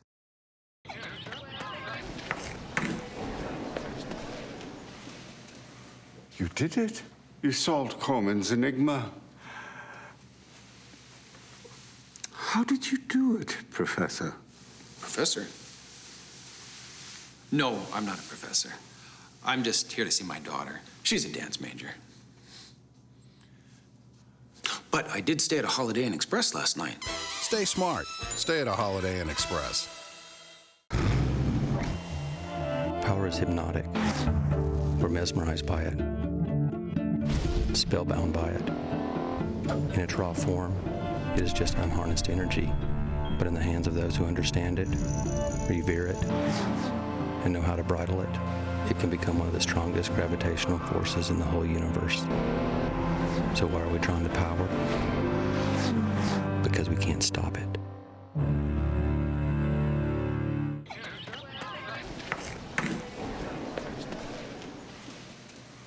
You did it. You solved Corman's enigma. How did you do it, Professor? Professor? No, I'm not a professor. I'm just here to see my daughter. She's a dance major. But I did stay at a Holiday Inn Express last night. Stay smart. Stay at a Holiday Inn Express. Look at this, blue skies here at Road Atlanta. Well, that got your attention, didn't it? The Petit Le Mans, powered by Mazda, continues here. The American Le Mans Series season finale. And along with the blue skies, I'm Greg Creamer, Jeremy Shaw, and Andrew Davis joining us. And Andrew, that white patch getting wider and wider and wider. This track is drying up. Yeah, most of the track that you're actually going to use as in any of the classes now is clear for you, even for passing. So we're going to start seeing lap times getting back to our normal dry lines and more aggressive passing as well. You'll see proper shadows here actually, aren't we now, for the first time, I think. And Nick Heidfeld's finally got his way past Chris McMurray. Chris is hanging in there really quite nicely through that, all through the S's there through turn 5. Good job there, Chris McMurray. His young son, 15-year-old son, whoops, yikes. So number 44. It's Brett Sandberg at the wheel of that car. They're running 8th in GTC. There's going to that's a caution. Well, it isn't much longer because they're already last in the class. Yeah, better get your notepad out. Yeah, we're going to be yellow here. It's going to be another yellow, my friend. Brett Sandberg, of course. Boy, he has been a very, very busy person as we go full course caution this year, running in the Pirelli World Challenge and having a very strong season there in touring cars, also running in the IMSA GT3 Cup Challenge and getting Rookie of the Year in that division, getting the opportunity to run here as well. So great to see it. This is our 5th caution of the day as we are once again under caution, but at least we are doing it under what almost looks like some sunlight. Yeah, it's too bad for Brett. I actually had a chance to run against him in a Rolex race or two this year too, and was impressed. And, really? and all year long, he's been improving. And in the GT3 series, he's done a great job as well. And just shows how difficult it is. And you know, one mistake there on a downshift or just a little bit too much braking on the way into that corner, and you're backwards or into the gravel. Yeah, it's a pretty quick corner, that one, isn't it? It is. 6 there, and let's see what happened. He was following the GTC leader or second place car, Craig Stanton, into the corner.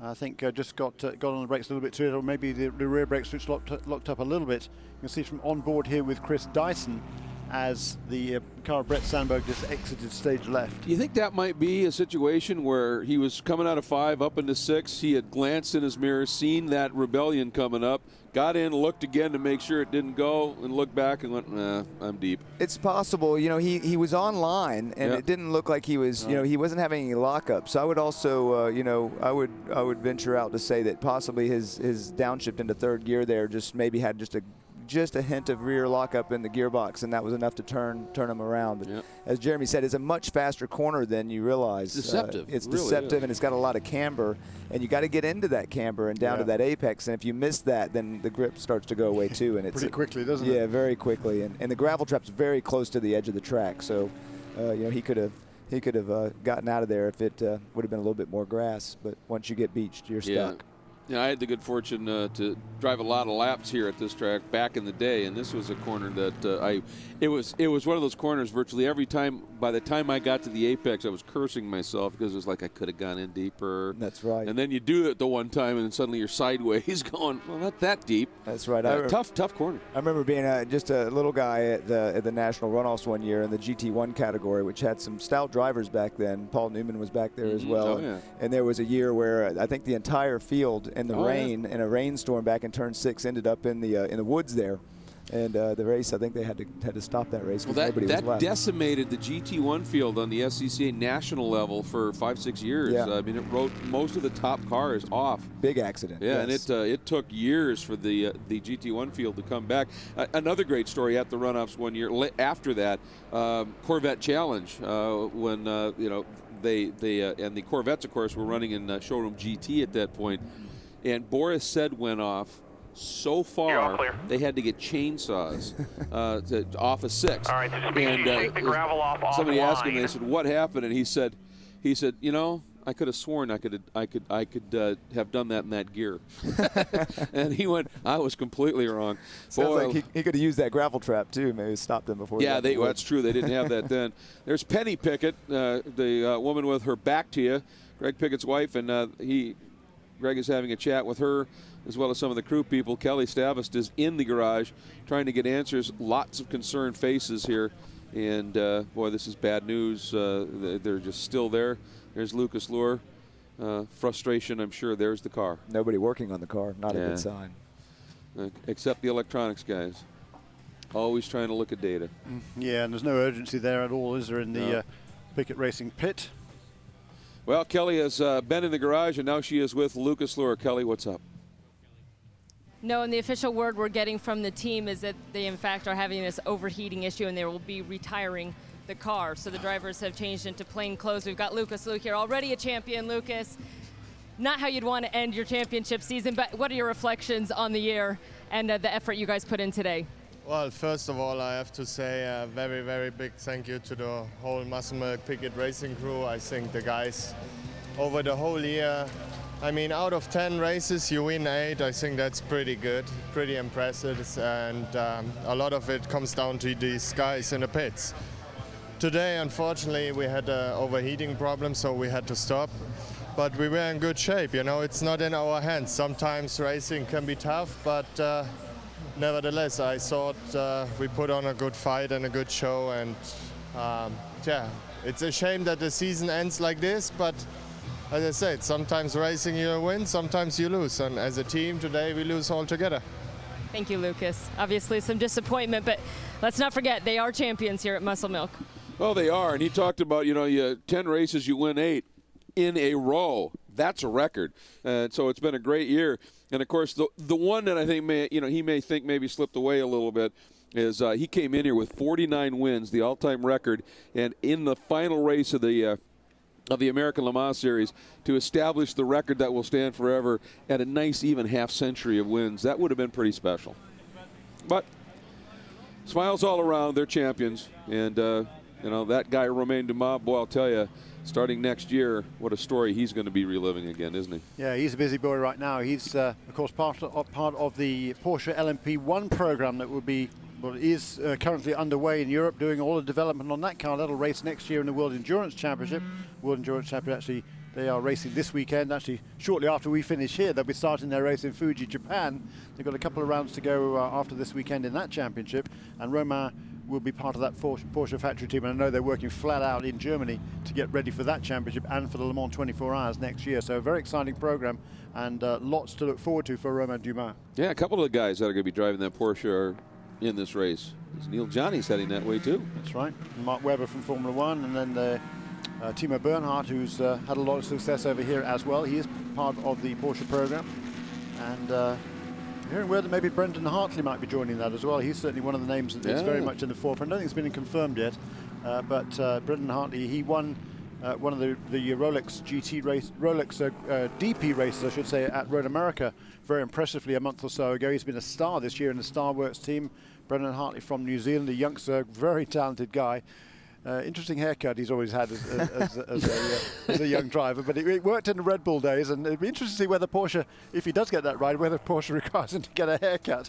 Yeah. But he's a great young character, a super young man, and I remember watching him back when he was 14 years old driving Formula Ford cars in New Zealand, so I'm very, very pleased to see him progressing up very, very quickly through the ranks. Absolutely, and even though he didn't get the win, I think even a better drive this year than his win in the Daytona Prototypes was the Circuit of the Americas drive, where he came from dead last into the lead. Then he made a little mistake, admittedly, but that drive to the lead just had everybody's jaws dropped. He's certainly been impressive. I'm hearing Mark Lead, factory driver Mark Lead's name on that short list of drivers for that would new be P1 righteous. car. I think so. Absolutely. I've had the privilege to drive with Mark for the last 24 hours of Daytona, and that guy, I mean, all these guys are at the top of their game, but Mark is the complete package. A great guy, but just he's got everything. So I hope he gets a shot. I know he wants it really badly. Yeah, and he's a qualified engineer as well, so he brings a lot to that program. He's been part of the Porsche factory program in GT racing for a long, long time. But the pits are now open. We're seeing our race leader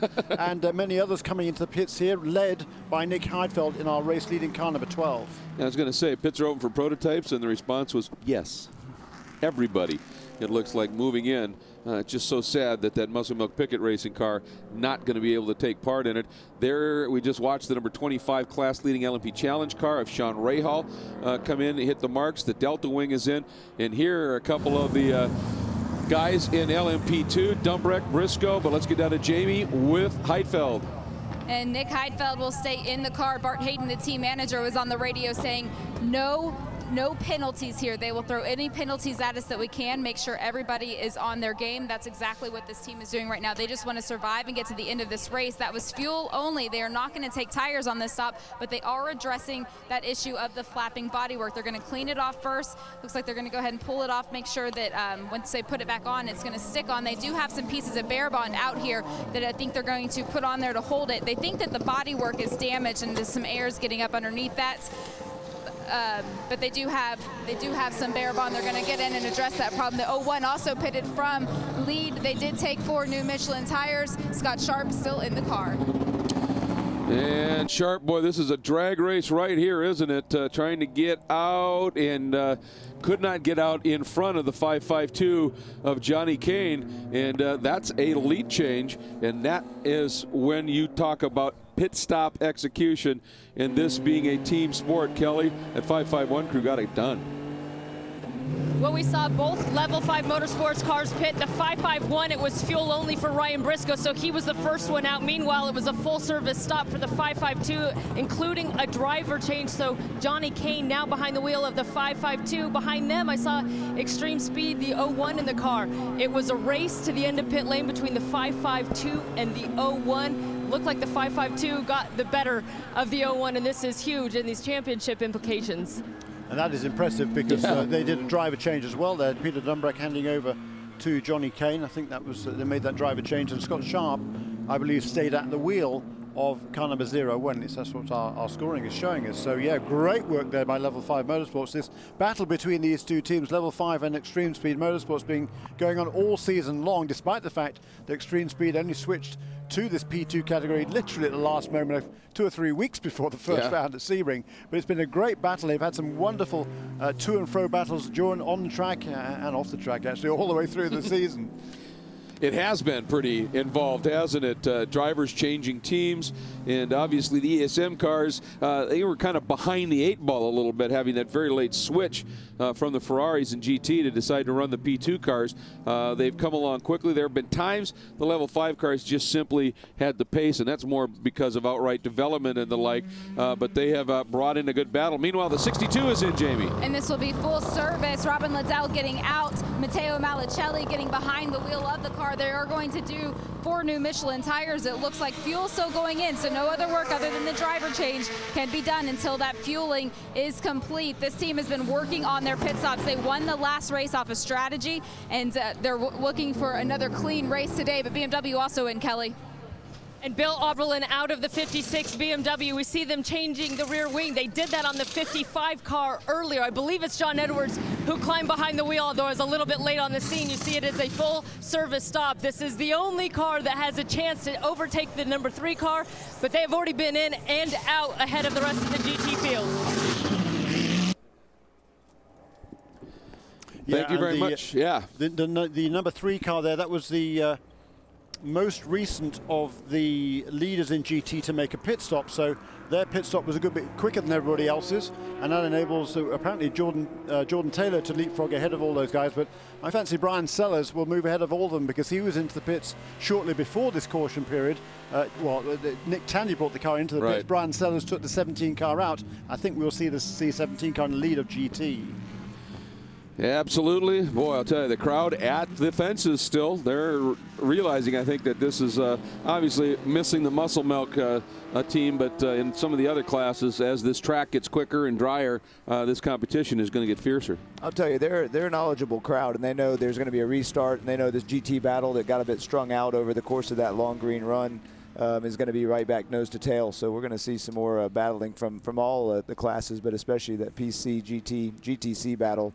It's gonna get heated again. Yeah, it is going to get fun, isn't it? You're right. In PC, we see the number 9 car here. They're getting ready to maybe bring that car back, and they had a gearbox problem early on. It's been in the pits for a long, long time.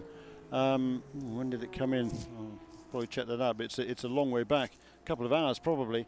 About 3 o'clock. So, almost a couple of hours ago that car was in the pit lane.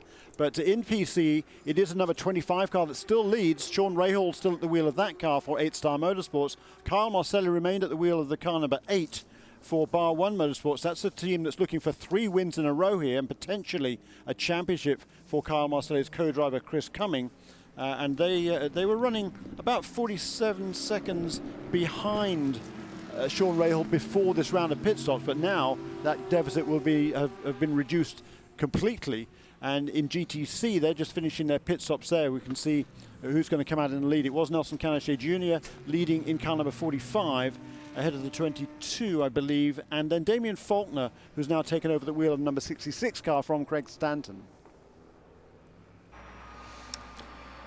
Yeah, this is almost a reset in a way, isn't it? Here, the way this race has gone, with all of the weather, everything that's been developing, the changes of this and the that. Now, with that track looking like it's really going to be very racy at this point, and this caution at this point, this is one of those moments when it's like, all right, now let's get on with this. Yeah, for sure. And as a driver, sometimes the yellows are welcome because you may be a bit worn out from a long green run, but at the same time, any gap that you've built, it's gone now because everybody comes back together here.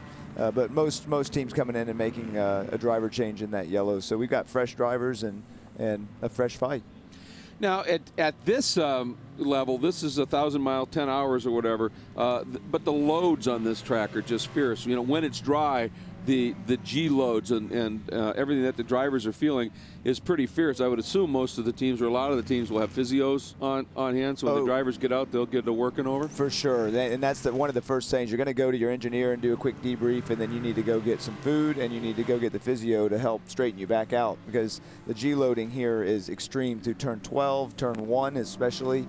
I remember the second year that I ran this race, I could barely hold my neck up after my 3rd or 4th stint, and it's grueling, and it leads to mistakes. Well, we heard Guy Cosmo in the interview when he got out of the car, and he did a triple stint at the beginning, and I think it was Jamie did the interview, and she said he looked like an old man getting out of the car, and he said, I just haven't been in the car this long at a track with this number of loads, and he said I can really feel it.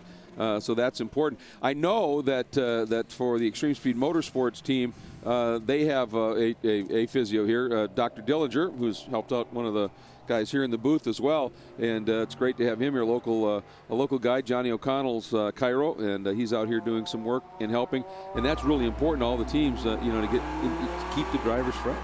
Yeah, thanks, Doc. The ice is definitely a very good idea. Hey, we're extending the caution period just a little bit to blow off some of this rubber marbles, all the debris that's come off these tires. Clag, yes, as David Hobbs would call it. How are we 5.5 hours into this race? We've completed 216 laps. So we're just going to take a few minutes under caution, but big changes in GT.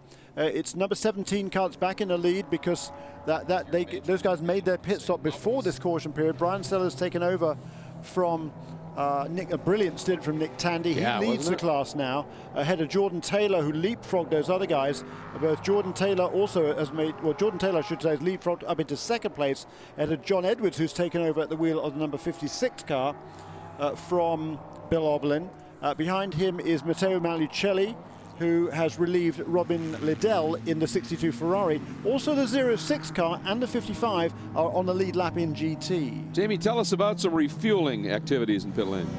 Well, in that last round of pit stops, we saw Risi Competizione come in expecting to have a pretty stellar pit stop. All they needed was fuel, tires, and a driver change. That's something that they do every single day, but they had a little bit of an issue. 5 seconds longer on the fuel than what they were expecting, and the reason why is because this is a ground wire. It attaches all the way back to the cart. You can see there's some slack here in the line. That line actually got caught in the fuel nozzle when it went to plug into the car, so they had to put it in, pull it back out, get that ground wire out, and then reattach the fueling rig. So a couple of extra seconds on pit lane, got them out of pit lane, out of the order that they came in, could be the difference, and even in a 10-hour race. Yeah, it certainly won't help. It cost them perhaps a position or two, but Matteo Malucelli, he's been the quickest guy in the dry, it seems, all week long in that column of 62. That's the good news. The bad news is he has to start restart fourth in the class. So it would be the number 17 car. We've got a Porsche in first place, number 17. The Corvette in second, car number 3. John Edwards in the BMW, car number 56. Then the Malucelli, number 62 Ferrari. Then Michael Christensen in the 06 Porsche and the 55 BMW, driven now by Uwe Olsen. And despite all their dramas, they are back on the lead lap. Boy, talk about diversity in a class, huh? 4 different manufacturers in that top 4. And we are back to green, leading him down the hill. There we go. It's the number 91, the Viper, and that is Ryan Dial, who has still stayed on board that car. But here come some of the prototypes, and a very aggressive move there. A couple slicing through. About third of the way deep is your overall race leader, Nick Heidfeld, in the Rebellion. I'm not quite sure why Ryan Dial would have led the way to the restart there. It's generally a class leader who's behind the safety car that leads at the start of the race. I wonder if they pick somebody up and then I'm a little bit not sure buffaloed by that too. Yeah, who else came in there right at the last minute? I didn't see anybody. It's normally the only way that happens if somebody dips in at the last minute. I didn't see that either, so that was a little strange. And well, Ryan's certainly not going to want to let Brian by him in the 17 car because he's not going to want to go another lap down. That's right, because currently Ryan Dial is 1 and almost 2 laps down, but the difference between 1 and 2 is huge, so he wants to stay out ahead of Brian Sellers. I don't think he made the pass at the restart either, but Ryan Dial maybe they said pick up the silver car. Yeah, really, maybe they did. But it's still Brian Sellers who leads. He probably wouldn't have been very happy. He'd have liked to have that clear track ahead of him at the restart. But he's now going to watch his mirrors as well, with all sorts of faster prototypes coming through. But battle of it very much on here, and we can see there the battle in the P2 cars is Johnny Kane ahead of Scott Sharp. Is that right? As they're coming down the hill here into turn 12. That is a battle for second and third place overall, with the race leader right behind them coming through as well. And Nick Heidfeld, he's got an advantage now, 5 laps over the 2 P2 cars, battling away for second place. Nose to tail they are going up the hill. That's good to see. Ryan Briscoe is another couple of laps back in the 551 car after that second avoidable penalty contact. So he's 2 laps behind the 552 and the 01 in the 551 car. Behind them is our PC leader Sean Rahal. And now in the number 8 car, it's Stefan Johansson who's taken over the wheel of the Bar 1 Motorsports car, having relieved Kyle Marcelli. So Stefan Johansson in car number 8 is going to be chasing after the youngster Sean Rahal. Boy, and Stefan certainly, yeah. Bit of an age gap there. I was going to say, that's a classic example of veteran experience and treachery and youth and exuberance here, and we're going to see how that plays out. Stefan will claim to be all of those, by the way. Well, this is true. This is true. Evergreen, the man is. Yeah, 57, going on 30-odd, I reckon. He's very much a kid at heart. Great guy. Yeah, he is that. He made a big crash, though, didn't he, earlier in the week on Thursday in a wet session, coming down the hill through the S's. He was just his second lap out there, and it was treacherously slippery, and the car just got away from him. He was making no excuses, but the car just got away from him, and it's in those conditions, it's just really easy to do. The guys had a big rebuild job on their hands, and they did a fine job to get the car ready well enough, at least, to get out for the night practice session, so that everybody was all the drivers, all three drivers, Stefan Johansson, Chris Cumming and Carl Marcel, were able to turn their mandatory night laps to make sure the car was qualified for the race. Then they went back to work and got the setup just right for qualifying yesterday, and on from there, and that car running well now and in second place in PC. And certainly for Chris Cumming, they're looking to win this motor race. Oh, you bet they are. He wants this championship as much as Mike Gouache does, and it's going to be interesting to see. And I talked to Kyle down on the pre-grid, part of the pre-race festivities, and one of the comments he made, and again, Andrew, I know you'll back this statement up. You know, you guys get a lot of the accolades as the drivers, but those crews, when something goes wrong, boy, what they do, the unsung heroes of this sport, the hours they put in, and it's not just to provide a fast race car. You guys want a car that you truly believe is safe as well, and these crews are pretty amazing. Well, you're absolutely right, and the drivers are committed, but so are the crew members. They're equally as committed, and it really shows in times of trouble. And I was actually standing there when that PC car came in, and the crew jumped right on it and started taking apart all the broken bits and making the car as good as it was to begin with. And like you say, get it out there for night practice, focus on that first. So that's good management from the team to make sure that they focus on what they need to do first, and then go get the car ready for qualifying. And now look at him here trying to chase down a very quick Sean Rahal, who's really impressing all and pushing forward. Oh, he is. And Bar One Motorsport still in the contention for the teams championship in PC as well. Core Autosport and PR1 Matheson Motorsports were tied on points coming into this weekend. Bar One just 7 points back. It's that close. Now here is your leader in the LMP Challenge category, and I think this is a great story. H-Star Motorsports making its debut here now, we talked about the old age and treachery and youth and exuberance. Well, in a way, that's being played out here too, because you've got this man, number 25, Sean Rahal, who just won the IMSA Cooper Tires Prototype Lights Championship, got the opportunity to run here, running with Oz Negri, who one of the things that the success that Mike Shank Racing has had in the Rolex DP series, they attribute to Oz because they said his ability to work with his co-drivers, who are not necessarily top professional drivers, very talented gentleman drivers, that find they find this amazing speed, and when they say, how do you do that, and they go, it's all Oz. Oswaldo is the best guy for Sean to have gotten hooked up for this race. And I've worked with Sean for years now, and I know him very well. I'm very proud of him right now to see how well he's doing. And my first podium was here at the Petit Le Mans in 2001 in a prototype car, in an LMP 675 car with Archangel Motorsports. So seeing Sean here, brings back memories of that, and I know what's going through his head. He's a little younger than I was then, although I was young when I was in 2001. But I know what's going through his head here, but he's also very focused, and he knows that he can't make any mistakes, and he's already shown the speed. He doesn't need to prove that anymore. And I think now he's going to sit back and do his job and learn from people like Oswaldo Negri, who's going to continue to round him out. And he's grown up so much in the last 3 or 4 years. He was a chubby little youngster. He was quick, but didn't really know how or why. But he's really concentrated on his art this season in particular. And he's been driver coaching himself this year, even at the age of 18 years old. That's how he got the introduction to Enzo Potolicchio. He's been coaching Enzo's son Christian in the Prototype Lights Championship. It's the very same championship that Sean went on to clinch yesterday. And that's what got him the opportunity to drive this car. And it's incredible, really, to think that the 18-year-old was given the opportunity to qualify this car yesterday. And boy, what a job he did within a half a second of the pole. First time out in this car. Quite very, very impressive. And Ozzy Negri, he said, I was speaking to him the other night, and he said, boy, this kid, I've worked with a lot of youngsters. I'm not sure I've ever worked with an 18-year-old that's as talented as this guy. Well, that's why I'm so proud of him, because like I said, I always knew the speed was there. Well, yeah, I can't take all the credit. He's the one that's doing it. But what I'm happy about is he's making the most out of his opportunity. Yep. Yes. And that's what I've told him over and over again. By the way, that blue and orange car right there is the one that is currently Stefan Johansson driving, that Chris Cumming is one of the drivers in. That is in the hunt for the championship.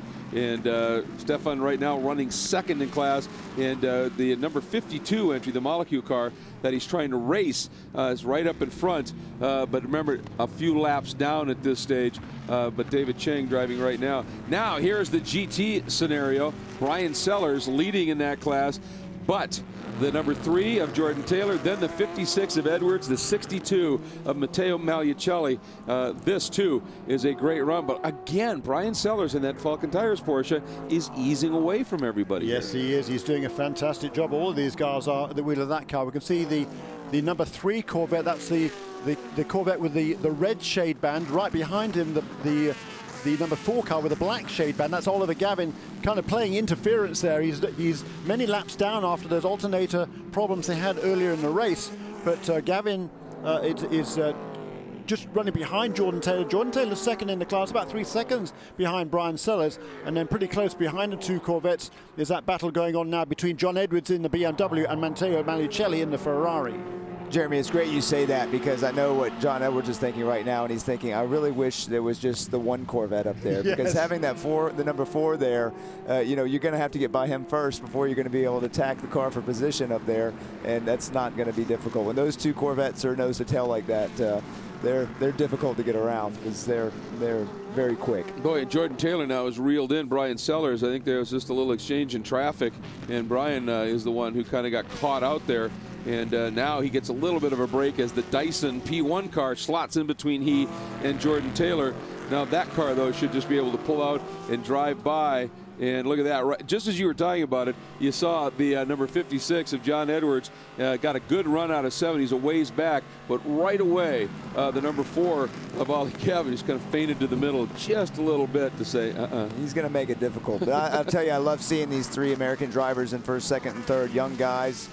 You know, all at the top of their game and putting on a great show here on home turf, especially for Brian there. So I've raced against all these guys for years, and all of them I hold in a very high regard, and they're showing it right here. They are indeed. Brian Sellers, he's really done a fabulous job at the wheel of this car, along with the Porsche factory driver Wolf Hensler.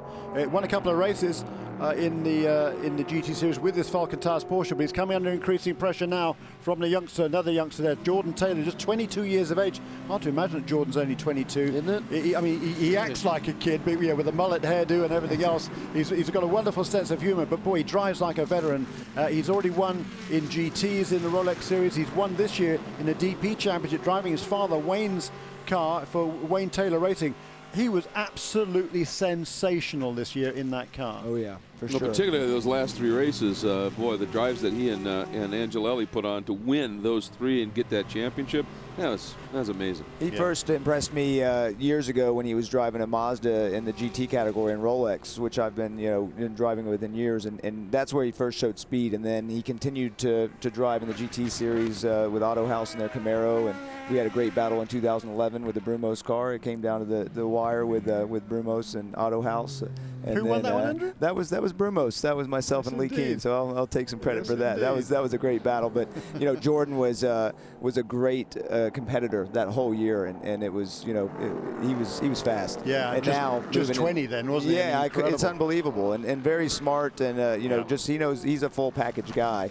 And then I wasn't surprised when he went so quickly in the prototype cars. That didn't surprise me at all. And then again, showing it in another high level here. And just shows so much maturity as well. I mean, most of those last few races in the DP Championship this year, he was under immense pressure from Scott Pruitt, who's no mean feat. He's won, 6 championships, is it, or 5 championships, whatever it is. No pressure. No pressure at all. But Jordan just didn't phase him one little bit, put his head down and pulled away from him as often as not. Very impressive. Yeah, I was actually working the broadcast for the race at Kansas. Went under the lights at night, and Pruitt was all over him. Oh, yeah. And he just put that car, placed it perfectly lap after lap. and held on for the win. That was amazing. Boy, so is this battle in GT, because you see that there's the leader, the 17. Right behind him, that first yellow Corvette is the number 3 of Jordan Taylor we've been talking about. And now, having reeled in those 2 Corvettes, is John Edwards in that BMW. That Viper, keep in mind, is not in this battle. It's a few laps down, but it is really fast right now.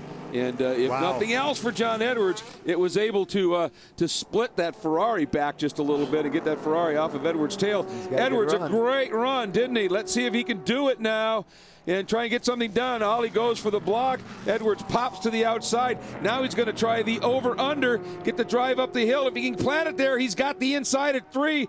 This is squeeze play, and he decided, nah, I'm not going to fight that battle just yet. Wow, great racing between those two. And Oliver Gavin, they're defending the line down into turn 1. That you're allowed to do. You're allowed to, as long as you can pick your line in this series. There is a blocking rule, but the rule is you're not allowed to drive in reaction to somebody else making a move. So if you make the move first, no problem. Let's get down to the pit lane once again, Kelly Stavist.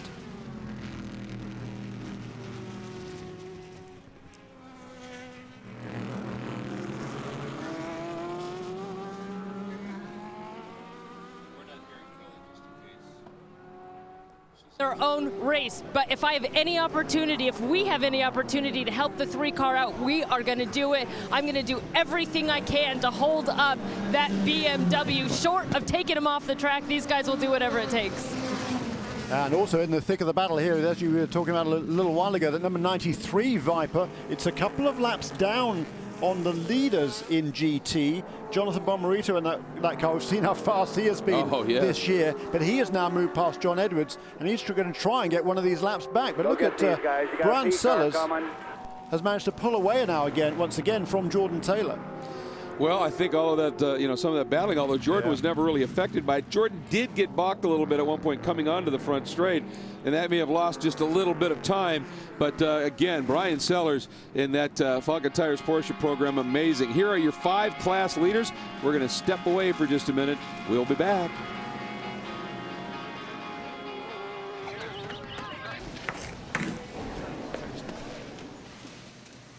You did it. You solved Corman's enigma. How did you do it, Professor? Professor? No, I'm not a professor. I'm just here to see my daughter. She's a dance major. But I did stay at a Holiday Inn Express last night. Stay smart. Stay at a Holiday Inn Express. Rated E for everyone. We dream of speed, of pushing to the limit and beyond. We dream of racing the ghosts of history, of perfect passes and podium finishes. We dream to compete. We dream to win.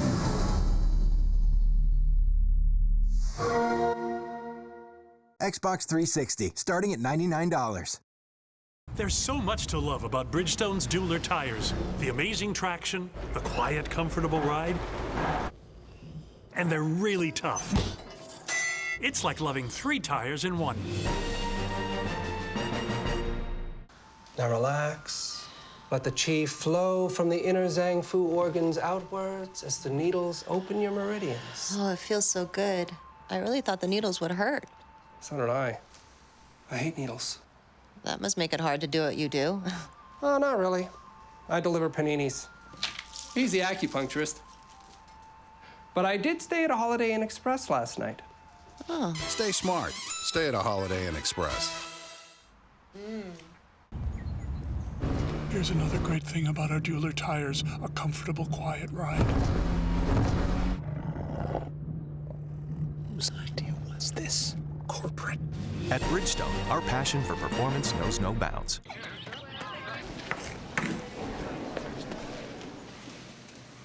You did it. You solved Corman's enigma. How did you do it, Professor? Professor? No, I'm not a professor. I'm just here to see my daughter. She's a dance major.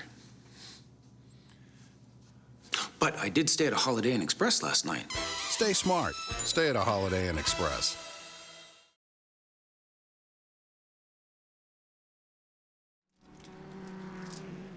Welcome back, everybody. Road Atlanta, the site for what is forming up to be a superb battle in a number of classes, certainly in the GT category here at the Petit Le Mans, the season finale for the American Le Mans Series.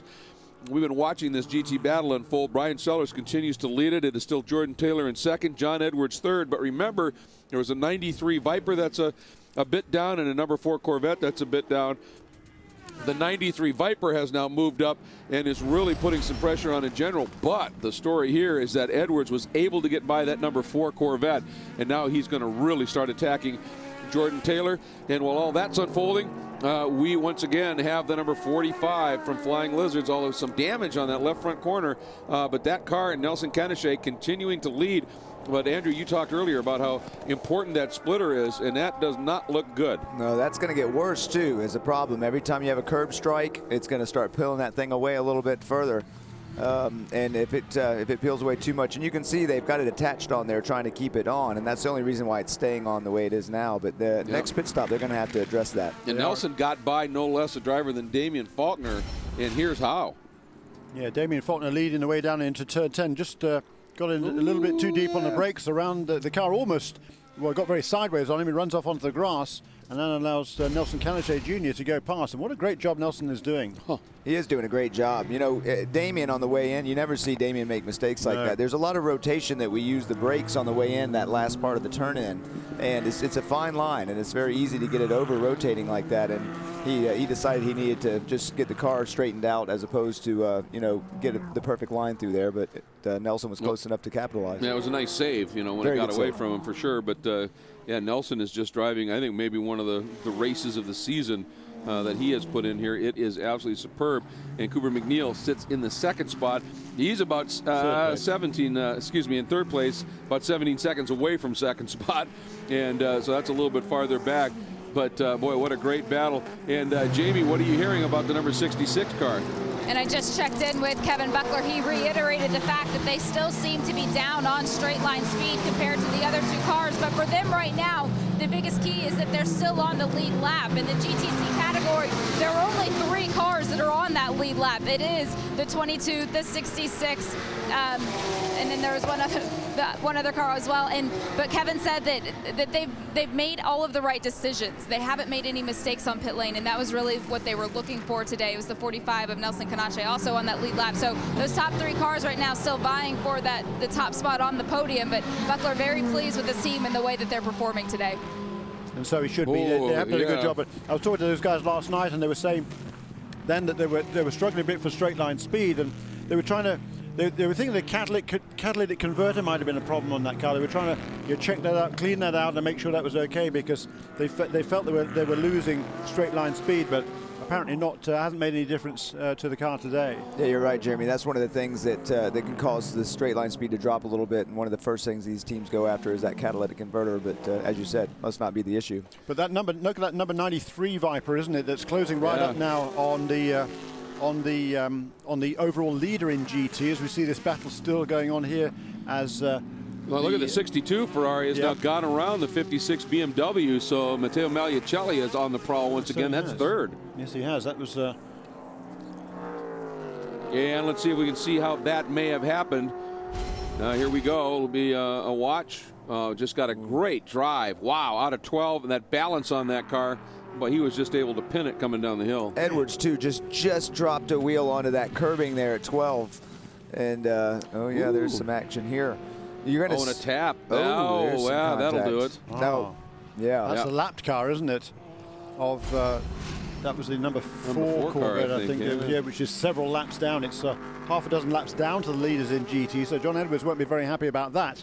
No doubt about it. Well, and considering the championship implications of the 56 and the number 3 that's there. Absolutely. And a bit earlier, when we were watching what was going on with the 45 car and the 66 car, behind that 66 car, Brian Sellers really got held up on the run down the hill, and it allowed the 93 Viper to get right there. But more importantly for Brian, it also allowed the number 3 of Jordan Taylor to make up about a third of the deficit that Brian had worked so hard to build. So that'll be a little bit frustrating. But again, it's when you catch the traffic sometimes. It's always the ebb and flow with the traffic here at this track or in any endurance race, and you work so hard to build a gap, and then you catch traffic.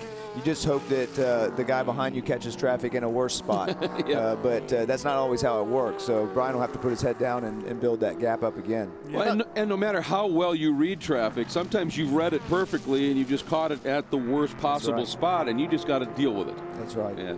About 10 laps ago, both Jordan Taylor and Matteo Maliucelli in the Corvette and the Ferrari respectively, both set the fastest laps of the race for their particular cars in GT. So they really are piling on the pressure here. John Edwards is staying right with them. He set the fastest lap in his car, but way back on lap 54. We're now on lap 230. Well, for the GT cars, we're on lap 223. But there's the race has still got a long way to go. We've got sort of 4 hours to go, and the number 17 Falcon Tires car's Porsche has been strong all day long, and Jamie is with Wolf Hensler. Well, Wolf Hensler and Brian Sellers are the longest running driver duo in the American Le Mans Series, and Wolf, you guys have not had a very strong season. You started off well at Sebring. There's something about endurance races that suit this team. What is that? I don't know. I mean, with Sebring we finished third, and it looks like the longer the races, the better for us. So it's going very well at the moment. I think Brian is still leading. I'm not sure. It's awesome so far here, the race, and we came here 3 times and tested, and I think we found the right tire. We found a good tire, even if we are running with the old car, which probably has a little disadvantage. We call it our show car. But it's somehow, everything is working well. The Falcon tires are great, and even in the wet and in the dry, we are always up on the pace, and I know you'll be in the car in the next stint after Brian gets out. Now that we're in the second half of the race, what's important to keep in mind? At the moment, it's just going on. In the beginning of the race, we made a mistake. We started on wet tires, and then we had to come in and change for slicks. We lost a lap, almost a lap. But we came back on the lead lap, we took the lead, and now it's just going on, staying on the lead lap, and it's maybe the last hour or the last half hour where the race really goes on. Thank you, Wolf. And there you can see the Falcon Tires Porsche with Brian Sellers at the wheel, under pressure now from one of the SRT Vipers, which was running so strongly at the early part of the race. But Jonathan Bomarito, he is a couple of laps behind, so he's now trying to get back. So he's just 1 lap behind the race leader. He's closed in on Brian Sellers, but he's been running in kind of lockstep here with the Porsche for the last couple of laps and hasn't been able to make a move. Yeah, it's really been problematic when you think about the speed that both of those Vipers have had in their 8th and 9th, respectively, in class, because of some issues. Now we're on board with Ryan Briscoe in the 551 car, and Kelly has caught the 3rd driver in that car, Marino Franchitti. What's up? He certainly has an all-star lineup.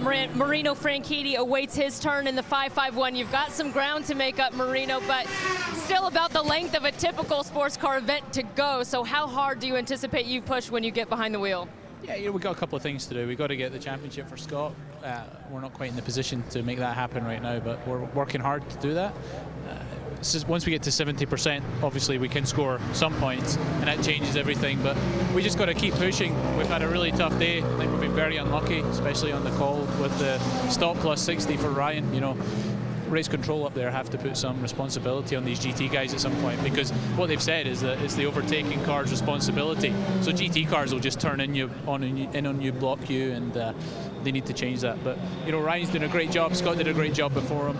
We're going to keep digging, and we're going to keep pushing till the end. Taking a little turn, we know your brother was in that bad accident in Houston. You've been by his side at times. I believe he was released after a 2nd ankle surgery. How's he doing? I know he's at home watching on TV, so I've got to say big what's up to him. I hope he's feeling good. I'm going to see him on Monday.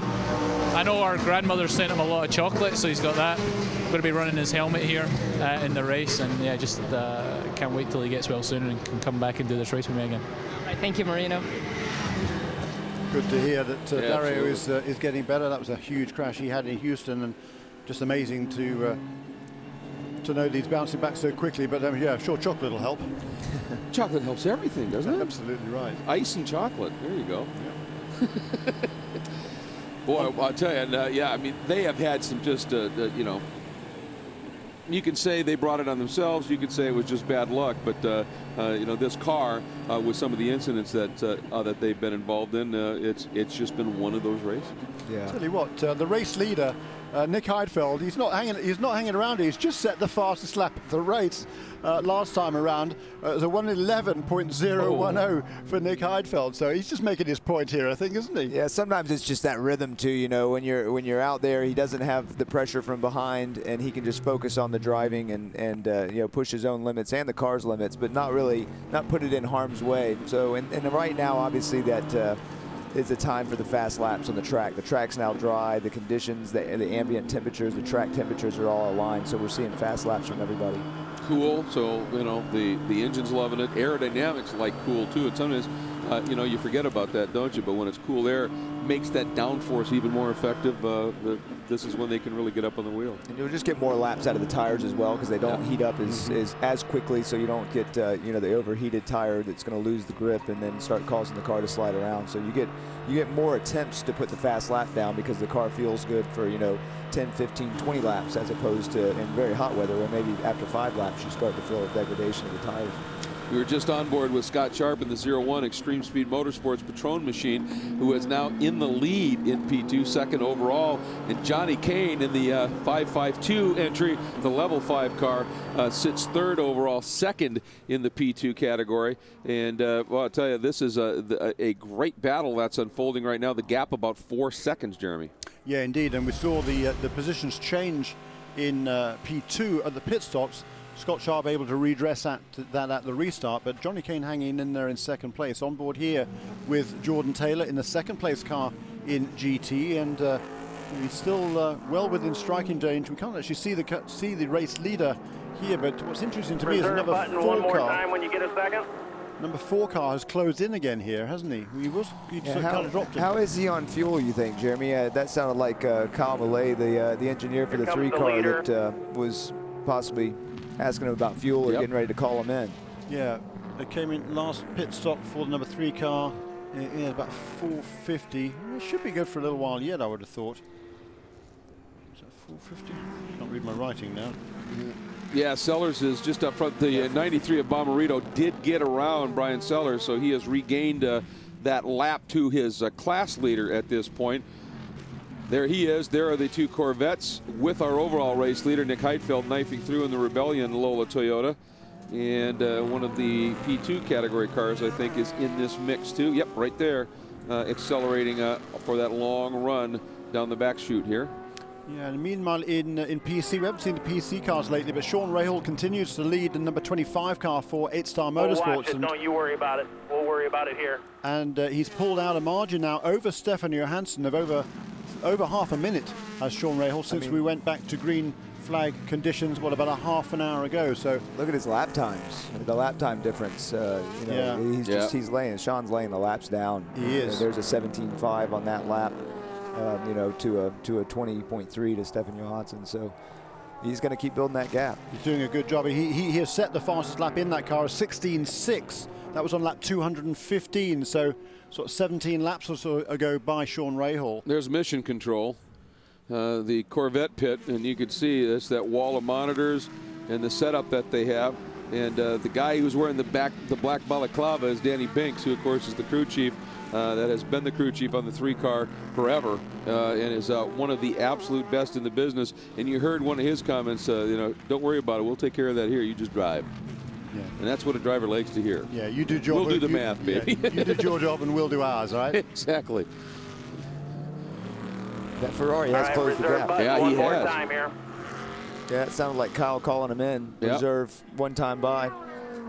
We might be seeing that car come in here shortly, but that Ferrari's maybe not on the same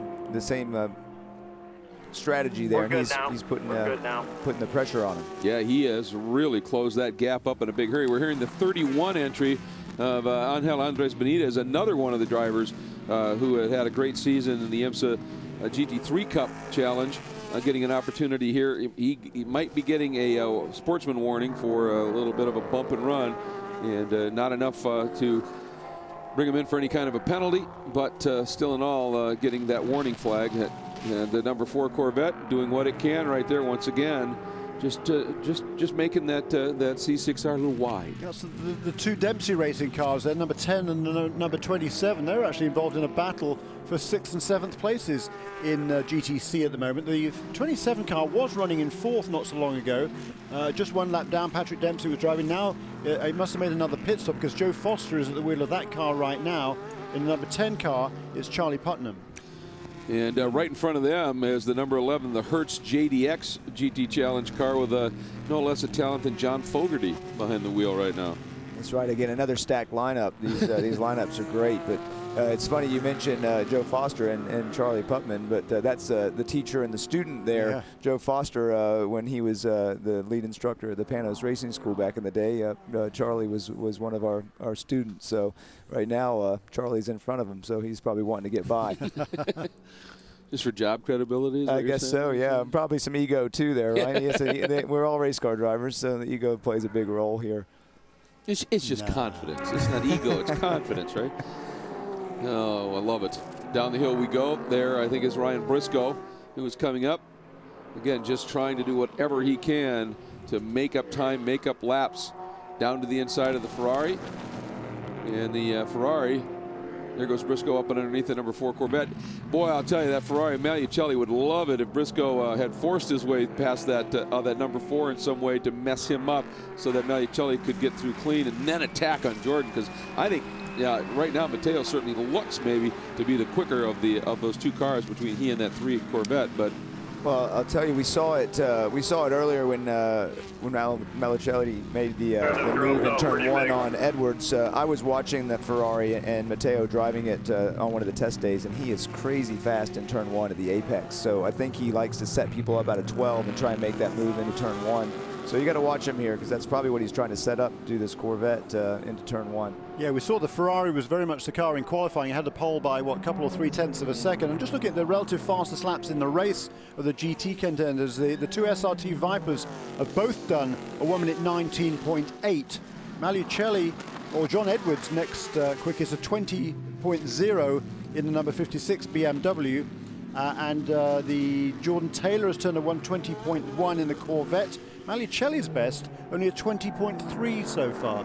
That's a little bit surprising, but then again, the Ferrari has shown great fuel economy. It does tend to go longer on its stints, so at this stage perhaps they're not extending the car to its fullest degree. I think it may be at this stage in the race. But oh, look who's coming up on the back of the 62 that here. BMW again, but the Ferrari, its better fuel consumption actually worked kind of against it in the last a couple of pit stops ago, because they hadn't made a pit stop when the caution came out, and that kind of caught them out, because they then, when they made a pit stop after everybody else had already been in, that dropped into the back of the pack. So they've then since then been kind of trying to work their way forward again. So fuel economy can be good, and sometimes it can't work, and it might not work in your favor as well. So it's frustrating when it's too good.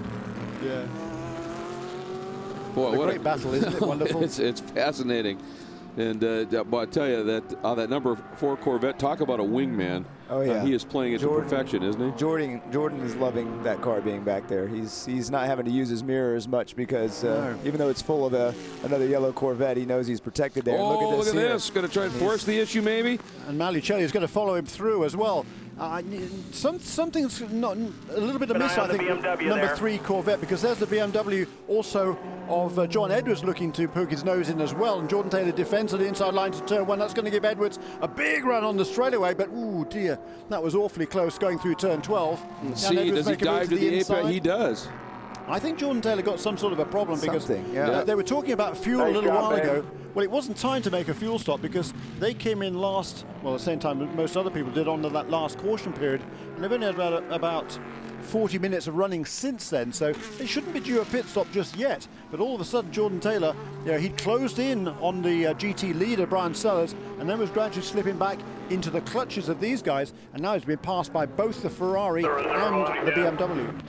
You keep hearing Kyle Millay asking about certain maps and switching the fuel map. So maybe there's some sort of pickup problem or something there that's intermittent and causing the car to lose speed at times. But yeah, it definitely certainly looks like Jordan's had some sort of issue. All right, let's get down to Chris Neville in pit lane. What's up?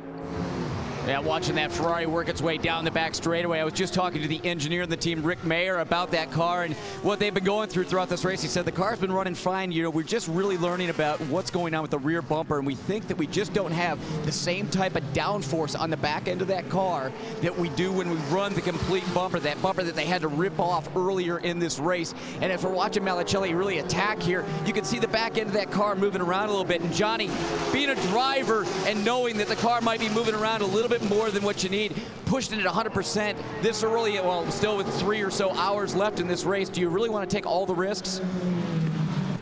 Well, there's no doubt that what happens, these cars are such finely tuned machines that having that much of the bodywork missing is going to cause a problem. And with the aero balance, that's going to affect the higher speed corners. So your turn 1s, your turn 12 through the S's. So I was wondering that as we were kind of looking and wondering, Jeremy, when you were talking about the outright laps for the race and the Ferrari seeming a little deficient compared to what it's been all week, I started wondering if that bumper, it looks like it's not a big deal, but like I say, that plays a big time role, so that doesn't surprise me at all. No, absolutely right. I completely agree with you, Andrew. Now you got that little diffuser at the back. You got air spilling out the side of it now. Just not as effective. You just got to look at our 5 class leaders. There's some of the fans out enjoying the infield here. Yeah, that's right. Halloween's coming up. We'll be right back.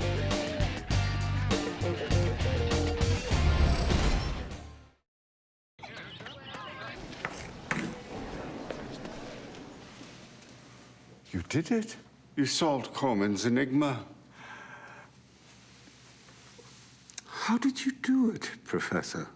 Professor? No, I'm not a professor. I'm just here to see my daughter. She's a dance major. But I did stay at a Holiday Inn Express last night. Stay smart. Stay at a Holiday Inn Express. Rated E for everyone.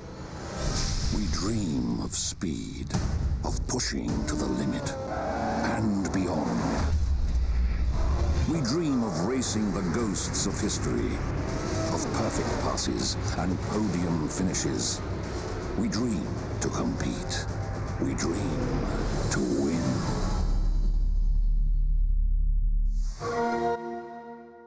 Xbox 360, starting at $99. Now relax. Let the chi flow from the inner Zhang Fu organs outwards as the needles open your meridians. Oh, it feels so good. I really thought the needles would hurt. So did I. I hate needles. That must make it hard to do what you do. Oh, not really. I deliver paninis. He's the acupuncturist. But I did stay at a Holiday Inn Express last night. Oh. Stay smart. Stay at a Holiday Inn Express. Deltran Battery Tender battery chargers. Just like the everyday consumer, the racing community knows the importance of a healthy charge. Deltran Battery Tender is the trusted charger for some of the most respected brands in the world today. Don't let a dead battery ruin your fun or work. If you can't start it, you can't drive it. Connect a Deltran Battery Tender battery charger to all of your batteries. Available at these fine retailers. If it's not a Deltran Battery Tender, it's just a pretender.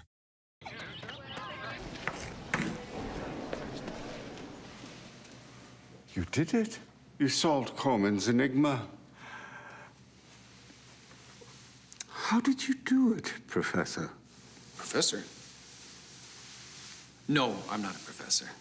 I'm just here to see my daughter. She's a dance major. But I did stay at a Holiday Inn Express last night. Stay smart. Stay at a Holiday Inn Express.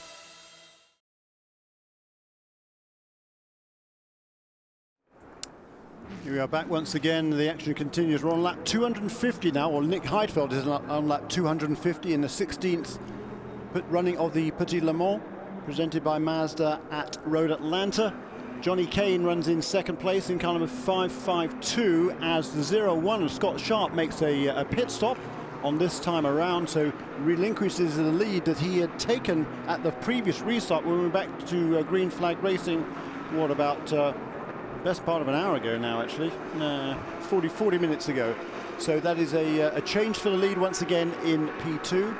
And the battles already, other than that, are going on all the way around the track. In GT, Brian Sellers leads by a couple of seconds over Matteo Malicelli, has now moved up himself up into second place in that Ferrari. John Edwards followed him also past Jordan Taylor.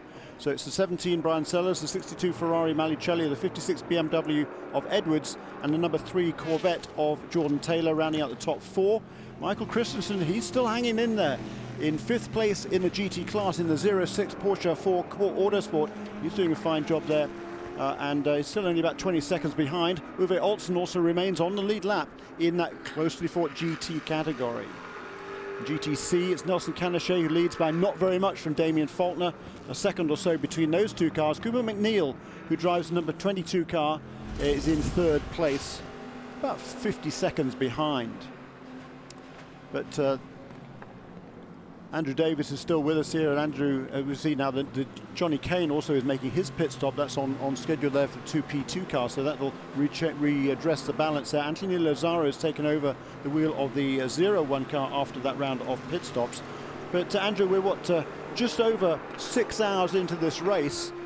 We've completed 250 laps, so 140 or so to go. Still a long way to go in this motor race. Yeah, there's a long way, and you know, again, the drivers, you know, they're switching out, so they become fresh when the new driver goes in. But now the car is starting to show wear. You've got brake wear, you've got the brake pedal now. The travel is longer, so it might require more pumping of the brakes, especially in the GT cars. So you know, the drivers are continuously giving their engineers that feedback, so they know exactly what to do. You know, you don't really expect a brake pad change at this race anymore, but you still have to be prepared for that as things change. See, interesting on this number 17 car, the one headlight from that damage earlier in the race. That may be a problem as the race goes dark. Not for visibility as much for rules, because I believe you have to have 2 headlights working.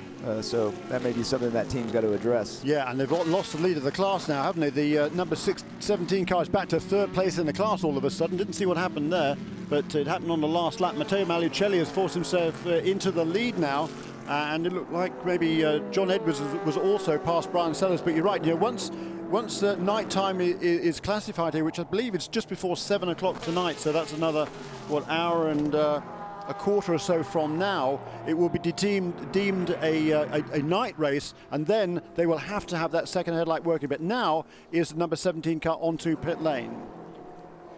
That may have been why he dropped back there a little bit. If needed fuel, he may have hit reserve there for a moment and lost a little ground. It's very easy in a battle like that. If you get a little, what we call a bobble, a fuel bobble, you lose momentum, and if somebody's right on your tail, they're going to zip right by. So now they're in with a driver change, new fresh tires.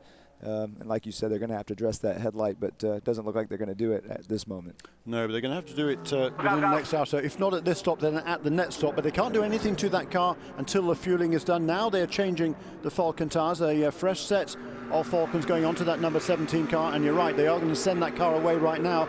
They can run an hour, a little bit over an hour on a tank of fuel in the GT cars. Also right behind the Falcon tires car, we see the PC leader, Sean Rahal, after an absolutely superb stint, has brought that car into the pits.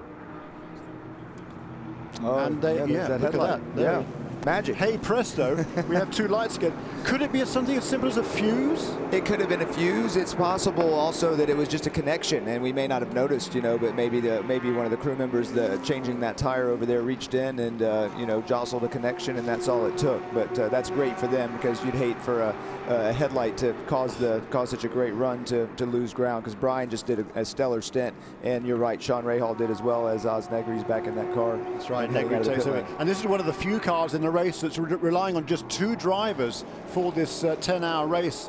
And interesting strategy by these guys, particularly Oz Negri. I mean, he I think he started one ALMS race in the past, but it was a long time ago. Massively experienced, of course. But Sean Rahal, first time in the American Le Mans Series, 18 years of age, and here he is, just 2 drivers. This is a real workout around this track, particularly in a prototype car. We'll come back to that in a moment. We're going back down to the pit lane. Chris Neville is in the Viper pit. And the Vipers have been running strong here. They've had some problems, however. Let's hear from Chris Neville. Well, Ryan Dial finally out of the 91 car. And Ryan, the Viper was really running great all day. You guys finally gave up the lead after some pit stops, but you were right in a position to get back in that lead when Ryan Briscoe decided to give you a push off the racetrack. Yeah, the Team SRT Vipers have been really excellent all week. And I won this race last year. I thought we were in a good place to win it this year, but I don't think we went off strategy. I think that we did the right thing, but yeah, it was pretty nasty. I don't know. I mean, I've been on both ends of the prototype and the GT stuff, and I would never pass somebody there. So, you know, I'm glad he got penalty, and it's really unfortunate for us because last race with the team, I was hoping for a victory for them, but hopefully we can get a couple laps back here and still have a good result. And you actually took a pretty good shot in the car too. You said your helmet got into the door pretty hard. Yeah, we actually have the safety nets in the Viper, you know, what part of next year's safety, so I'm glad we had them because my head went right into it. So, you know, all credit to Viper, SRT, and Riley Technologies for building a strong car. I mean, we put another set of tires on, take the thing up, and if it wasn't for a couple laps back, I think we'd still be in with this, so let's see what happens. So the car, it's still pretty square? It's not square, but it's still fast, so it's a shame. I mean, we pulled away from the leaders to try and stay on the lap we were on there. I mean, the car was running the same times it did before. Steering wheel's a little off, but it's just it's a real shame. I mean, things were going good. We were the car beat all week, and I think the only people that could have messed up was us or someone else, and we definitely didn't mess up, so that's the way it goes. Yeah, 3 laps down now. It's going to be tough to make up, guys. Yeah, it is going to be hard to make up that ground. But here is the second place car, where it's actually taken over the lead in PC after the 25 car came into pit lane. So this is the number 8.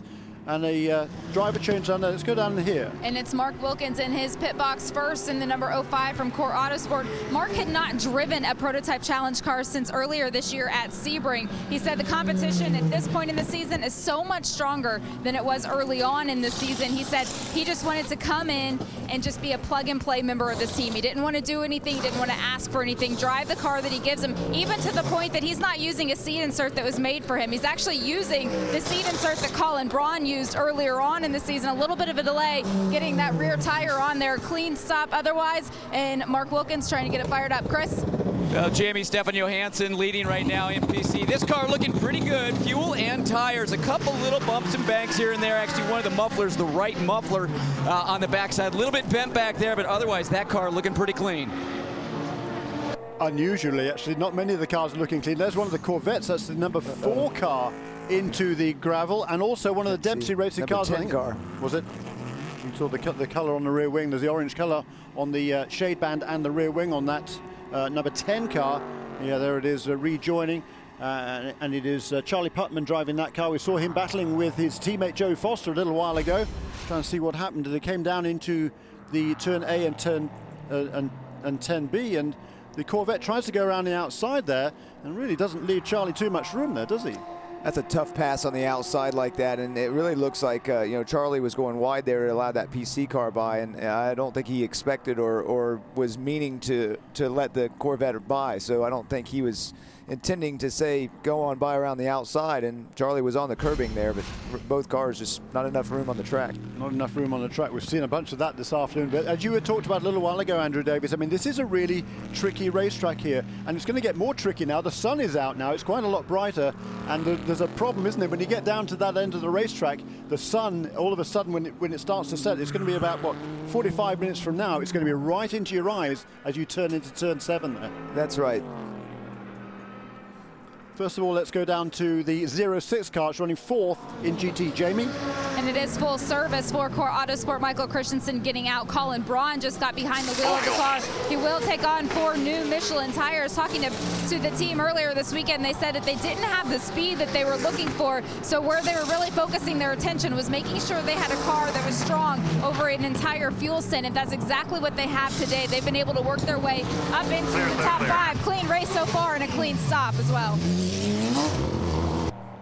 You know, Jeremy, you make the point about the sun, and all the drivers right now in the next few minutes need to take a good sight picture of the apex of turn 7, because for the next hour or so, they're not going to be able to see it. When you drive into turn 7 this time of the evening, it's just the sun completely blinds you. And that onboard shot there with Colin Brown just coming out of the pit lane, he's wearing a clear visor there. Advisory at this stage in the race? It's tough right now because basically what I'm thinking is if Colin's got his clear visor on already, he's prepared to drive into the darkness. So what you don't want is your dark visor on when it goes dark, but at the same time it's going to make him have a little compromise here in the next hour or so as that sun's so bright. So he does have his big visor strip on there, and you know, sometimes he may let go of the steering wheel and hold his hand up if it gets bad enough. But right here on the track, right there, the sun's right in your face and you cannot see at all, and that's really the worst spot on the track. But still, it's interference. It's just that very short transition, isn't it, between 6 and 7? I mean, it's only 100 yards or so, but you're carrying a lot of speed through 6, and you've got to judge your exit into that corner. That's right. It's tricky out there, and it'll get even more tricky over the next 45 minutes. And it was Brian Sellers who was behind the wheel when he was running up front in GT. Brian, we see some damage on the front of that 17 car, but it's obviously got a lot of speed. Yeah, the car feels great right now. Falcon Tire and everyone's done a really good job. We seem to be hitting our stride a little bit late in the race. The car's been very good at the beginning to the middle of the stint. We drop off a little bit at the end, but I think we'll be able to kind of, as the temperatures continue to come down, that'll stretch our stint a little bit longer. So we'll see how it goes to the end. Still a long time left. You've got a lot of bodywork damage on that right front corner. Is that affecting the car? No, fortunately, it's not too much. Our splitter's still intact, which keeps all of our front aero in place. The only real issue it could create is if something were to go in through the netting that covers the grill. But outside of that, it's creating no issues. Yeah, he also told me that they're having a reserve pump issue on that car, so if they run out of fuel, expect that that's going to catch this team off guard. And I asked him about that headlight that we saw out, and he didn't know anything about it, but as we're looking at it on track, I don't know if you guys can see if it's working or not. He was thinking maybe when they shut the car down, it reset the computer. Actually, the car just went by and that headlight is ablaze, so he didn't know anything about that, so maybe it's just the computer reset. Yeah, thanks Chris Neville down in the pit lane there at the Falcon Tires pit. And Brian Sellers, the local resident here from Braselton, Georgia these days. Originally from Ohio, but lived here now for a number of years. Very much calls it home, loves it down here in this part of the world. And he was oblivious to that problem apparently that was on with the headlight on that right front corner of the car. But as we talked about a little while ago, that has reset itself and is back underway. And again, a good strategy by the team there, Andrew Davis. The driver, it's not anything the driver can probably do anything about, so no need to tell him, right? Well, that's right. In the daylight, you don't need to, cycle through and try and get the headlight back on. And the driver's so focused on the task at hand that you don't need to, and you heard that from the Corvette team as well. You don't need to be bothered with some of those small details. That's up to the crew and the team to fix that problem. And they probably knew that once they cycled the car off, it would come back on. The real thing now for the crew is if they are having a reserve problem with that pump, they're going to have to be spot on in their fuel calculations, or that car will get stranded out there when it does run low on fuel if you can't rely on that reserve tank. Yeah, and that's a very good point indeed, because we've still got plenty of time to go in this race. Looks like if we can continue in these sort of conditions, if there aren't any more full course cautions, we're going to be well underneath the 10-hour maximum for this race. Go the 1,000 miles, which is a total of 394 laps. So still a long way to go for that, but there's still a lot of racing to be unfolding here as this evening progresses. A quick reset perhaps. It's Nick Heidfeld, 259 laps he's completed now. Last time around was a 1 minute 13.0, so clicking off the laps and pretty respectably fast laps as well. It's the 0-1 of Anthony Lazzaro that holds down the second place overall for Extreme Speed Motorsports, and Johnny Kane in third in the 5.52.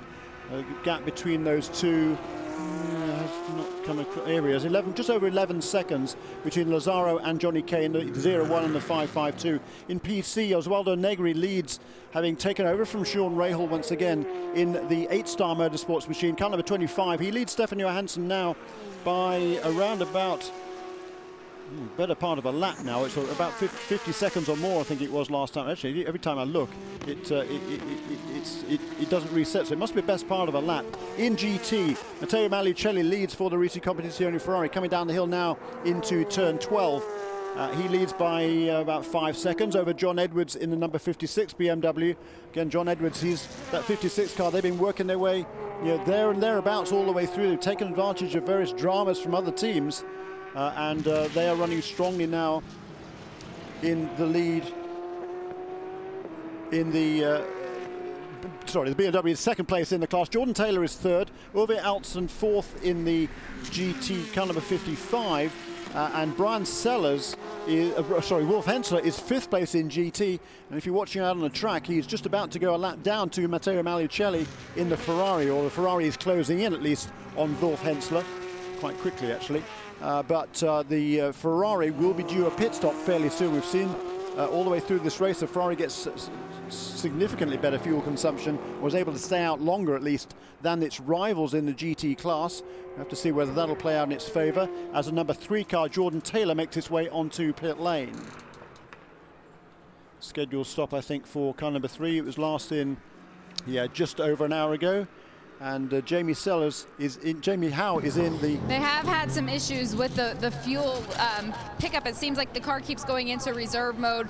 Right now they're just fueling the car. They are not going to do a driver change, so Jordan will stay behind the wheel. It looks like they're going to take on 4 new Michelin tires as well. I asked if they were going to stick with the same tire compound or not as the sun's going to set probably during this next stint. And I was told, I don't know. If I tell you, you might tell everybody else. So I think there's some strategy being played down here with the number 3 car going for this win in this championship. They don't seem very concerned though about the fuel issue right now. Clean stop. Clean stop indeed for the number 3 car, Jordan Taylor, and again good timing here. Well, the full course caution comes out. The number 23 car is in the gravel. That car been running nicely. Bill Sweedler running 8th in the class, but they're only a couple of laps or so down on the leaders. This led into the race. That was a good effort by the number 23 team, but Bill Sweedler has spun off and embedded the car in the gravel at turn 5. And that car's not going anywhere, Andrew Davis. No, that thing's stuck. Let's see what got him in there. Again, maybe a little apex curb. And he actually started rotating the car before he got to the apex curb. So it's very difficult in that corner. You're right on the edge. There's a couple downshifts that have to be done. Here's an in-car footage from a car's back. Oh yeah, the PC car went around as well, kind of in response to the Ferrari spinning off. So. And that was the number 52 car of Mike Gouache. Boy, he's had an incident-packed race. That team has had an incident-packed weekend. They had a drama last night when they went to fill the fuel tank on pit lane, and they found out there was a leak in the fuel tank on the pit lane. The fuel tank, not the cell in the car, but they had to remake a new fuel tank last night, and just today it's gone from bad to worse. Dane Cameron hit early in the early stages of the race by our race leader, Nick Heidfeld, who was unsighted coming through turn 1. They've had to repair the left rear suspension. They've been hit on the other side of the car as well, and then another spin there for Mike Gouache. But they're still running in 5th place. And as long as the number 8 car for Bar 1 Motorsports doesn't win the class today in PC, then that still would be good enough for PR1 Matheson Motorsports, at least for Michael Gouache, to claim the Drivers' Championship in PC. But boy, he'll have worked hard for that. Oh, for sure. He and the rest of the crew as well, and it would be a great reward there. They're not going to be able to win the race with all the hardships they've had, but if they can still claim that championship, then it's worth it all. But I bet that the entire crew is going to sleep well when this week's over, because they've just been on it constantly. And there goes a pit stop for the number 56 BMW. John Edwards takes the opportunity. I think that was probably an emergency stop there, because the pits are not yet open. Yes, they were closed. So again, misfortune there, I think, for the BMW, because that is going to have to come in again. It's going to go to the tail end of the cars of the cars that are on the lead lap in GT. So that was we saw how close we were to the fuel stop. So once again, let's go down to Jamie Howe in the pits. Well, it's one thing that IMSA does for all of the different teams in the American Le Mans Series. They're actually feeding them 35 different channels of information. You can see down here at Corvette Racing, all of these different monitors are looking at a different corner on the racetrack, in addition to the telemetry that the car is sending back. Now, this is for safety issues just as much as it is for information. In the NASCAR and in oval track racing, you'll have a spotter who sits on top of a grandstand telling the drivers what's going on. Well, we don't have that luxury in road racing. So for safety issues, the team will actually sit on pit lane and they'll be the spotter for the driver, but they do it off of all of these different television monitors. And that's exactly what Corvette Racing does. They have one of the biggest and broadest pit carts here in the American Le Mans Series because they do watch all of the different turns. But clearly it's paid off. They won the championship last year and they're in a position to win another GT championship this season. Thank you very much, Jamie. And yeah, there's a lot of technology down in that pit cart there at the Corvette Racing teams, in fact in all of the teams. And it's amazing to me over the last, 4 or 5 years, Andrew Davis, how those pit carts have expanded and become more and more sophisticated. They really have, and you see the benefit there. You know, they were able to get Jordan in there quickly before it went full course caution. He got his service done, so the other cars that'll have to come in, he'll easily pass them because they'll be in the pits and he'll stay out on the track. So that's perfect for him. You know, the pit carts, though, are insane. They're getting taller, they're getting wider. And look, I love watching TV, but when I get down there to some of these pit carts, you know, that's just too many TVs. It gives me a headache trying to keep track of all the video screens going on. But all that information is very useful, and you see why right here. Yeah, there'd be different people there, engineers or strategists all have their own TV screens they're looking at. There's a lot of data, of course, that comes in to the pit lane as well. It's related directly on telemetry, real-time telemetry, to the pit carts there in pit lane, so the engineers can monitor exactly how the car is performing at any given time. Still under caution here. It's 264 laps out of 394.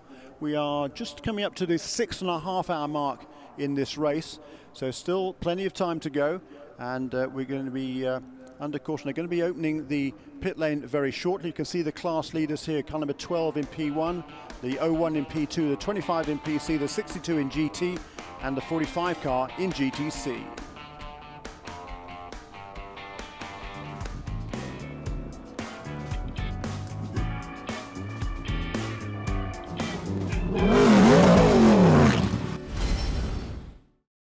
Now relax. Let the qi flow from the inner Zhang Fu organs outwards as the needles open your meridians. Oh, it feels so good. I really thought the needles would hurt. So did I. I hate needles. That must make it hard to do what you do. Oh, not really. I deliver paninis. Easy acupuncturist. But I did stay at a Holiday Inn Express last night. Oh. Stay smart. Stay at a Holiday Inn Express. Duck. Duck. Goose.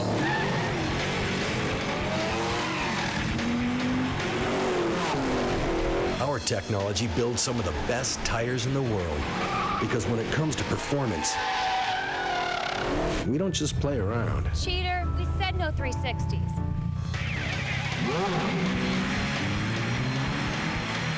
Who's up for some leapfrog?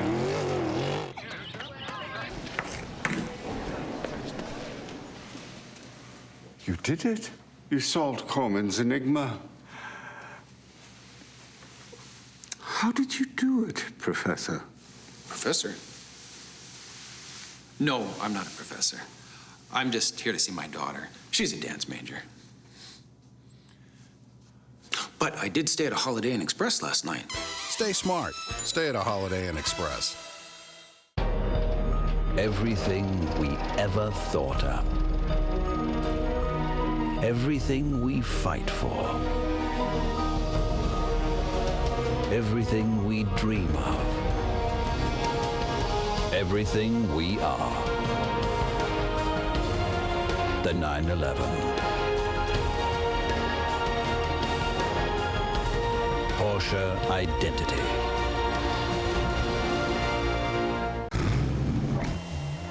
Power is hypnotic. We're mesmerized by it. Spellbound by it. In its raw form, it is just unharnessed energy. But in the hands of those who understand it, revere it, and know how to bridle it, it can become one of the strongest gravitational forces in the whole universe. So why are we drawn to power? Because we can't stop it.